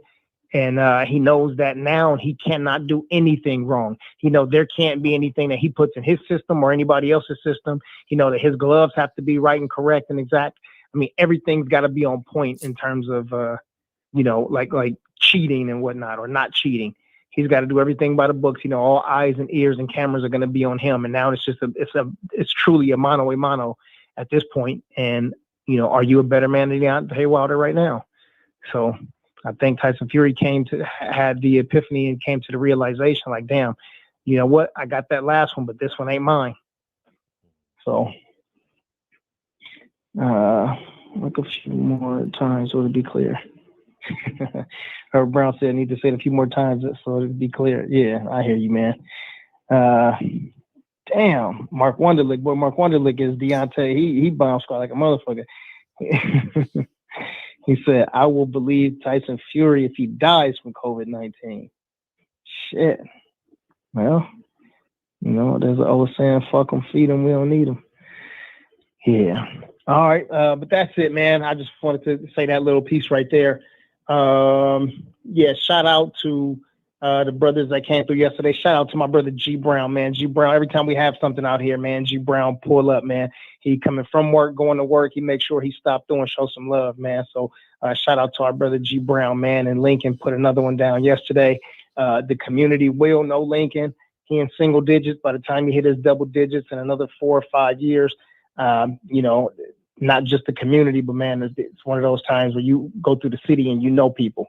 It's crazy because every time my mom is around and I go somewhere with her, she's like, I hate going places with you. I'm like, why? She was like, man, because you got to talk to everybody. You and your brothers, y'all know everybody everywhere you go. I'm like, well, shit, just like your daddy. Like, yeah, that's how it's supposed to be. And I think Lincoln had that same thing about him too. You know what I mean? From doing stuff like this, you know, give back and to come back to you. What they say, 180, 360 or whatever. But yeah, and shout out to all the Black fathers out there, man. Shout out to all of y'all, man, who do it. Whether you do it by yourself or you do it with a wife, a girlfriend, don't matter. But shout out to all the Black fathers out there. Part 4 said, passed out real quick, but y'all still cooking, man. We finna get out of here. What you want to add to it, Brody? I thank everybody coming out to the barber shop in terms of the event yesterday. Thank you. It was a great event. We're gonna see if we can do something with your son, right? And that will be exciting. Just keep on giving back to the community. Just be an asset to the community. And I think that's great. I appreciate y'all coming in here tonight. Tomorrow we don't have a guest. I stand corrected. So here's what I'm going to do. I'm not going to hold Bob to 9 o'clock because 2 times he's canceled. The last 3 times, 2 times he's canceled. And 1 time he came back and did it that week, if y'all remember. So I'm just going to put Bob on the spot. I'm going to call him when I come from the gym tomorrow. I'm going to see if he wants to do an interview in that moment. So I'll shoot you a text, DB, and we'll just go live in that moment if he says yes. You know, so I'm not going to wait till 9 p.m. because I think 9 p.m. is a tough time for him, just based off of his patterns. Because honestly, if I call Bob, he'll always call me back. He just if he doesn't, he'll always that's how we've been over the years. And 9 o'clock, he's been real inconsistent, you know. So even if you go through my old videos, that's some of the time I'm getting information from Bob. I'm calling, hey Bob, what's going on with this? Sometimes I believe him, sometimes I don't, you know. But so I'm just gonna do a spontaneous interview with Bob tomorrow when I call him. So if he has 10 minutes, he got 10 minutes, and we'll just do it like that. So yeah. Yeah, let's get it. Hey, also, man, I only need 10 subs for 600, man. Go really? That's it? Oh, no, keep on messing with me. I think it's pretty funny. I think what y'all saying is pretty funny. The fight wasn't good. The camera angles was bad. The fight girls we didn't have no ring. I think they're pretty funny. I'm reading the chat. Like, keep them coming. Like, I mean, shit, that's part of the show, right? You know what I mean? I got the mic. Y'all got the chat. So no, rock out. You know what I mean? Hell, get Kate Abdo in here. Yeah, I'll reach out to her. Me and Barack are good friends. I'll reach out. And but she with Barack, that's his girl? Yeah. Oh, okay. Yeah, okay, I think they're I don't know what they are. Engaged, boyfriend and girlfriend, something like that. I'm uncertain. Same shit. When they go to the movies, he gotta pay. Yeah. So that's his wife for all intents and purposes. Yeah. So yeah, I'll reach out to her. And Lincoln had a crush on her. That's funny. Yeah, they came over. I'll tell you guys the story. I'm pretty sure they don't care. So they came over one time, and so when a little boy likes you, they take you to their room and show you their toys. You know, that's how a little boy shows he likes you. When a girl a freak, they do the same thing. Oh yeah. So anyways, so Lincoln she comes in and Barack came by. He was only in town for like one day or something, so he came by. And I was with Lincoln, and Lincoln saw her, was like, oh, and he said, you want to go to my room and play with my toys? So I was like, and I was like, yes. Yeah, I got he's gonna grow up and be a man. So that's what. So they went upstairs. They played on the, because I don't know if y'all know, Lincoln got like so many train tracks. I'm not sure if y'all seen him on my Instagram stories a long time ago, but he loves train tracks. But now he's doing Minecraft now. So, but yeah. So Kate Abdo is a sweetheart though. For real. Kate Abdo is a sweetheart, man. She's a real kind person. I still can disagree with her, but I'm saying like her overall person, she's a good person. Yeah. Mm-hmm. Yeah, that's your boy people. So I ain't gonna say nothing. I just say good for Lincoln. Yeah. Oh, you about to call her pretty? Yeah. Yeah. She's in shape too. Kate Abdo's in shape, dog. She lean, in shape. Yeah. She look like she does like kickboxing or something. I don't know. Yeah. I'm with it. Yeah. She look like she does kickboxing or something. Yeah. Because Barack is in good shape too. So they're both in great shape, So yeah. Mm-hmm. Yeah, right on. Looking at this, yeah. Hey, shout out to Lionel Hicks, man. Just added to the pot, man. You know what I'm saying? So how many more you need? How many more you need? 9 more subs. Can we get 9 more subs? You get for 600? For 600. I think I'm subscribed on both my channels, so I don't know if I can do it. Yeah. But yeah, man, go subscribe, man. Come on, can we get 9 subscribers right now? Click the link at the top of the comment section and subscribe. Can we get him to 600? Can we get a 600? Can we get 600? 600. Right. What's up, Blue Bud? Blue Bud went live, and it's funny. I was thinking about going live, and then I saw Blue Bud, and I was like, yes. Like, yes. Happy anniversary to Blue too, man. Him and his wife anniversary. Okay, yeah. They said that a couple of times. Congratulations, Blue. And call Mauricio. We got to talk. He's scheduled to come in this month. Damn, time flying. That was April. He came in May, June, July. So yeah, so we're gonna give Mauricio his flowers for actually having the ear to the ground with the barbershop. Like I said, I don't care about the belt at all. When he comes in here, I'm gonna care about the belt. But I want to keep that line of communication open. It's like when you go to grandma's house, you don't like everything grandma cooked, but it's the greens could use a little bit more vinegar, the yams can use a little bit more brown sugar, but you're gonna eat it. But she make a mean shepherd's pie or fried chicken, but her mac and cheese is a little bit too soft, but but you go every Sunday after church, you go eat at grandma's house. So finicky fickle Fred. God damn, grandma food ain't even good enough for you. If grandma food ain't good enough, I know Al ain't getting no credit. Well, I mean, grandma don't make everything great. Now, let's be fair. Like, grandma don't cook everything good. Grandma's house is home, But I just think that it's just important that we have an ear, I was trying. Yeah, I'm a big jerk. I was just trying to make an analogy that I think that or replace grandma with auntie. How about that? Do y'all feel better? Auntie? Yeah. Auntie. All right, well, auntie, or how about your mix? Or how about your mix in-laws, that make or cousins or that put raisins in the stuffing or the dressing. Like, so yeah, I'm hating on everybody tonight. I just want y'all to know. Let's be clear. whole family get bashed. Huh? Yeah, everybody getting it tonight. You know what I mean? Yeah, so yeah. Hey, shout out to Slide Tie the Great, man. Just added to the pot.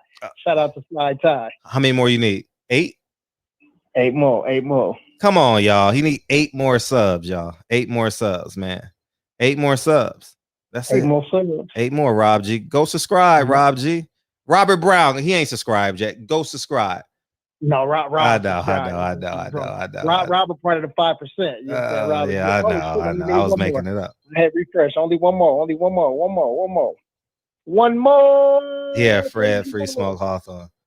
Yeah, I don't complain about food. That's it. You got it? There. You got it? We had 600. All right, good. Congratulations, dog. You got 600. Now we're gonna get. Thank you, guys. I appreciate y'all, man.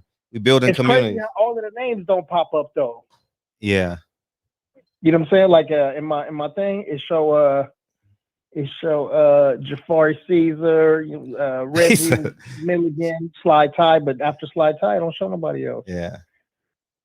Yeah, Fred started arguments with the Amp family on breathing. Like, oh, you're breathing too loud. Oh, Fred. Oh yeah, you're not breathing enough.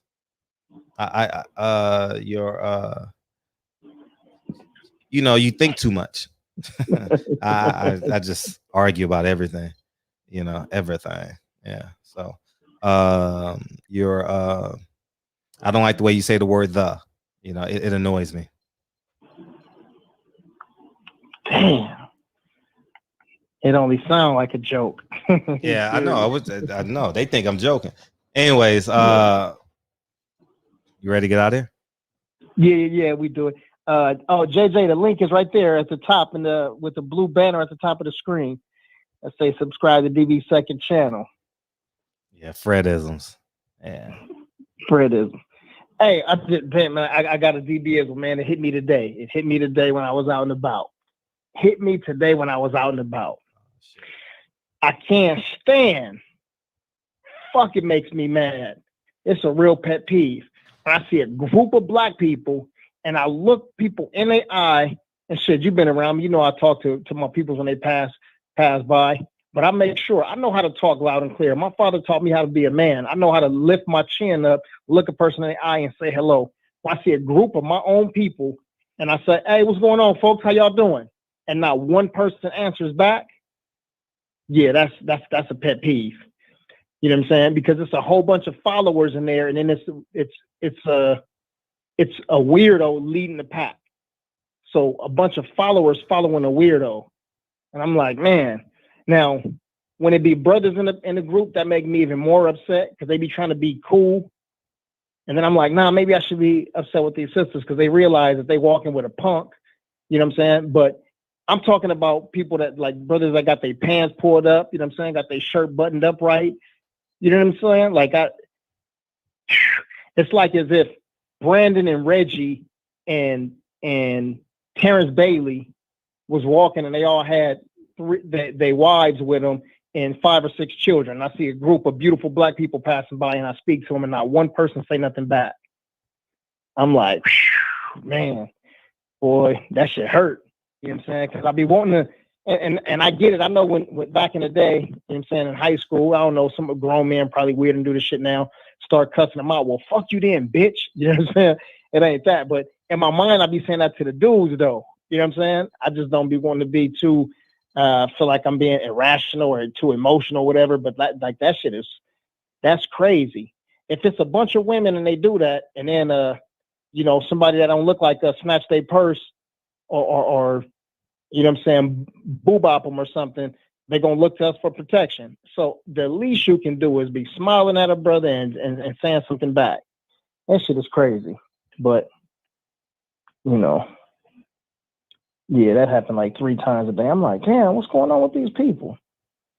That shit crazy.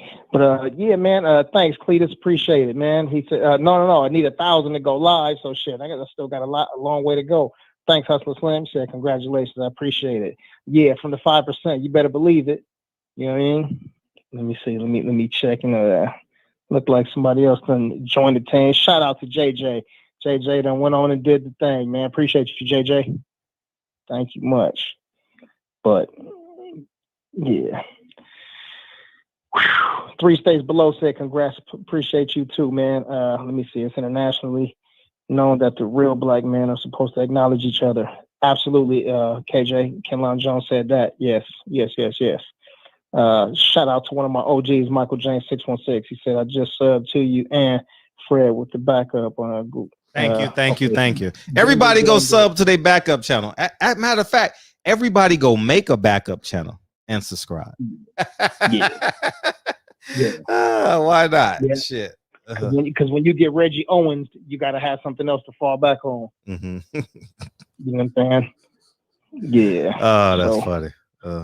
Yeah, he's a fighter though. Shout out. He's a fighter. He's a track star. Yeah. President Mike said clowns. Reggie said on the real. Yeah, man. That Jay Dixon said that makes me fight ready. Yeah, man, for real. So, you know, let's all make it a point. And we did this, I don't know, maybe about a year and a half ago. The goal now for all of us to make sure that we verbalize loud and clear to about 5 different, it don't have to be groups, but, you know, 5 different times to people. And I'm not talking about how we, you know, when you just in passing with somebody, but let's go out of our way. Each person here, we got 300 people here talking to 5 different groups of Black people. And I love, and I swear to God, I love doing this when other people are around, where this group walk past, and then this group walk past, and I go, hey, what's going on? How y'all feeling? How my people's doing? Look at my people's looking good. Y'all are shining. And they smiling. All right. One thing I can't say, man, when people come from Texas always show love, man. I love people from Texas, man. They always showing love. I got something for you. What you got? Earl Spence is a Drake fan. All right, man. Let's get some love to the brothers and sisters in the chat. Shout out to Earl Spence. Shout out to my man Earl Spence. He was working out to Lemon Pepper Freestyle. Shout out to Earl, man. Shout out to Earl Spence, man. Hey Earl, I got a Drake playlist for you, dog. Yeah, man. Hey, I bust up laughing so hard. Oh man, that shit was funny, man. Hey, go to 503 Lions Instagram page, man. You go see it, dog. Hilarious, dog. Hilarious. Oh man, that's funny. Yeah, shout out to Earl Spence, man. Working out to Lemon Pepper Freestyle. I done worked out to that. That was my song when it came out. Yeah, what EJ trying to do? He trying to get himself pumped up. So he trying to play some shit that's gonna get him mad. He gonna listen to this R&B rapper, and he gonna get himself pumped up. So that's all it is. But man, let me get some love to the brothers and the sisters here. Mr. Tennessee himself, Hustler Slam in the building. My brother Robert Brown, big brother Brandon Washington in the building. Salute to my brother Dr. Professor. He said not a Drake playlist. Detta Omaf, he said blackface playlist. All right, right on. Big Texas Cletus. Shout out to the ATX man in the building. Ray Bans TV. He said, "Do what you really think for." Okay, water. Okay, good. Ray Bans, welcome to the show. Welcome to the show. South Central Zone boxing conversations with Reggie Owens in the building, and also shout out to my brother G Brown. Shout out to Phil J508. Shout out to 88 Sports Talk. Jarvis Johnson, the Queen, Patty Dean, Big Lloyd. And which my I brother, really want for my nigga. Hunter Estrada in the building. Shout out to LA in the building, man. Michael James 616 came through. Ryan Jackson, salute. He said, "Damn, Fred, I left out Jamel. What the fuck?" Mm-hmm. Okay, all right. Let's see. We got Ray Bans already. Mark Wonderlick. Shout out to the SLC in the building. Salt Lake. Darren Davis said, "Salute, Fred and DB. Salute to you." Darren, right on, brother Davis. Picasso, my brother in the building. He said, "Good job. I appreciate you." TJ said, "Congratulations, DB. Keep on moving up." I appreciate you, Trav. Thank you, sir. Well and Dog Money, he said, "I want to know, has anyone talked to the sparring of Fury off the record?" Oh, that'll be good. His sparring partners, I guess, right? Oh, he ain't gonna. Oh, trust me. That young kid ain't gonna be able to hold his water long. Trust me. Anderson, you're too young. He can't wait. He can't wait to be interviewed. And matter of fact, I put my number in his phone, but it didn't go through at the fight, or else I would have called him. It didn't go through. Damn. All right. Well, yeah, you right there, brother. That's good. Slide Ty the Great. Again, appreciate you, brother. Shy 7210 in the building. He said, "Man, isn't that the truth, DB?" Yeah, that's the truth. Somebody out there hook DBN up with Big Baby Anderson, man. Somebody got his number. Shit, somebody gonna watch this show that has a connection to him. I want to interview him anyway because I'm very interested in like that's interesting because he said something about Wild. I would like for him to talk about that and his career. I want to know, everything, and I definitely want to know about the sparring. Or what state is he from? Ohio, I think, right? Ohio, yeah, that's right. He is from Ohio. Mm-hmm. And he had a good quarantine. He fought every day in quarantine, so he's rolling right now. Yeah. Shout out to ATX again. OG Big Rob G family said facts. I hate when people can't look you in the eye when you're talking to them. Yeah, man. But we allow our people a chance, man, to redeem themselves. So we're gonna go out there, man, and talk to all our people this week, man, and see how it works out. And y'all come back to the shop and tell y'all stories about how it works out. Here's the key though. What my father told and taught me, you make sure you looking them in their face. You give yourself a good distance where you're not too close or too far. You have a pleasant look about yourself, like with a semi-smile on your face, and you speak loud and clear. So you look at them and you go, hey, how y'all doing today? So it can be, hey, what's up? Or just a nod of the head. You got to speak loud and clear. And yeah, come back to the shop and let us know how it goes. And we see what we need to do to be better with our people, communicate with each other. Shit, we can't talk about solving problems when we can't just talk at all. We got to learn how to talk first. Kenlon Jones said it's internationally known as the real black man. Oh, I read that already. Shout out to Kenlon Jones, man. California in the building. 3 states below in the building. He said, congratulations, DB. Appreciate you. Yeah, Dr. Professor, Mr. Pat Zor. What up with you, man? I ain't seen you in a minute. Shout out to my brother, Presidential Mike. Yeah, he said they clowns, man. J.A. Dixon in the building. JJ. Shout out to my brother Mir. Got Tutu in the building. He said, do you see that? I didn't, Tutu. I didn't, but appreciate you.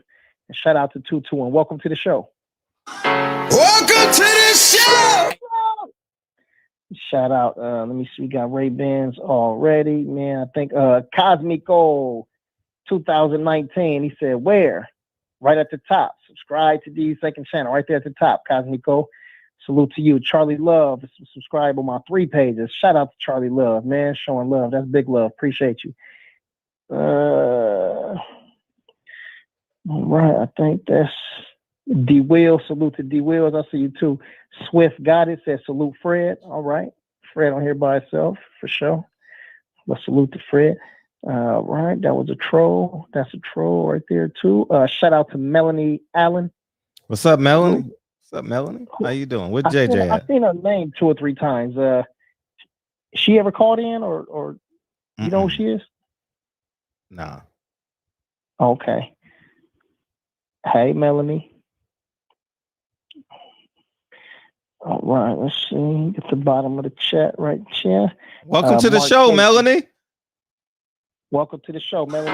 Welcome to the show. Some people, they don't talk to me because they don't see my face. So they be like, yeah, I know, especially the women too. They're like, I ain't gonna be talking to this Negro, don't know what he look like. He might say something flirtatious to me. So me just not talk. So yeah, Melanie, one of those. She ain't never said nothing to me. I think I shouted her out before, but salute to her. Picasso says shout out to Fred and DB. Mark Casey in the building. He said Fred and DB salute. Mark. Trav in the building said I want to see DB Counterpunch boxing talk. Counterpunch boxing host. Counterpunch. Who was Counterpunch? It's a show. I'm assuming. Yeah. I never even heard of him. Like, no disrespect, but I ain't never. Distant lover. Yeah. Man. G. McKenzie, what up?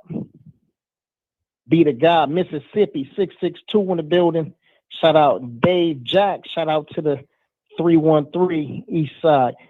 Dave Jack said, congratulations on hitting your mark, man. Yeah, I appreciate you, man. It's another step. Big Chop on Bias Boxing. What up with you? And Money in the Ghetto. In the Ghetto. Dun, yeah. Dun. Boom, boom, boom. I think that's it, man. President Jafar, what up? Oh, he said he said Counterpunch is a hater channel. Okay. So that's crazy. Whatever they think that, not all black channels are LDBC, but whatever they think that the LDBC or the black channels like, then they obviously and immediately and always go for the other people. Yeah, whatever. I don't got time for that type of shit. But I mean, if they want to come on here, Fred ain't gonna censor nobody. You know what I'm saying? If they get too foolish, though, I'm not finna waste no waste no energy. I'm just gonna come with my opinion, and my opinion is fact. He's a Wilder hater. Oh no, he can stay over there where he at. And shout out to Winter Hill, Joe Gag. We already in the building. Hey, you know what though? You know what the fuck I wanted to tell you before we get out of here? Play the song. He thought I was gonna fall for that shit. I know. Hey, by the way, tomorrow, y'all got homework. We got homework tonight. Is there a better live performance, a better live song than Marvin Gaye's "Distant Lover"? Oh. Y'all got homework tonight.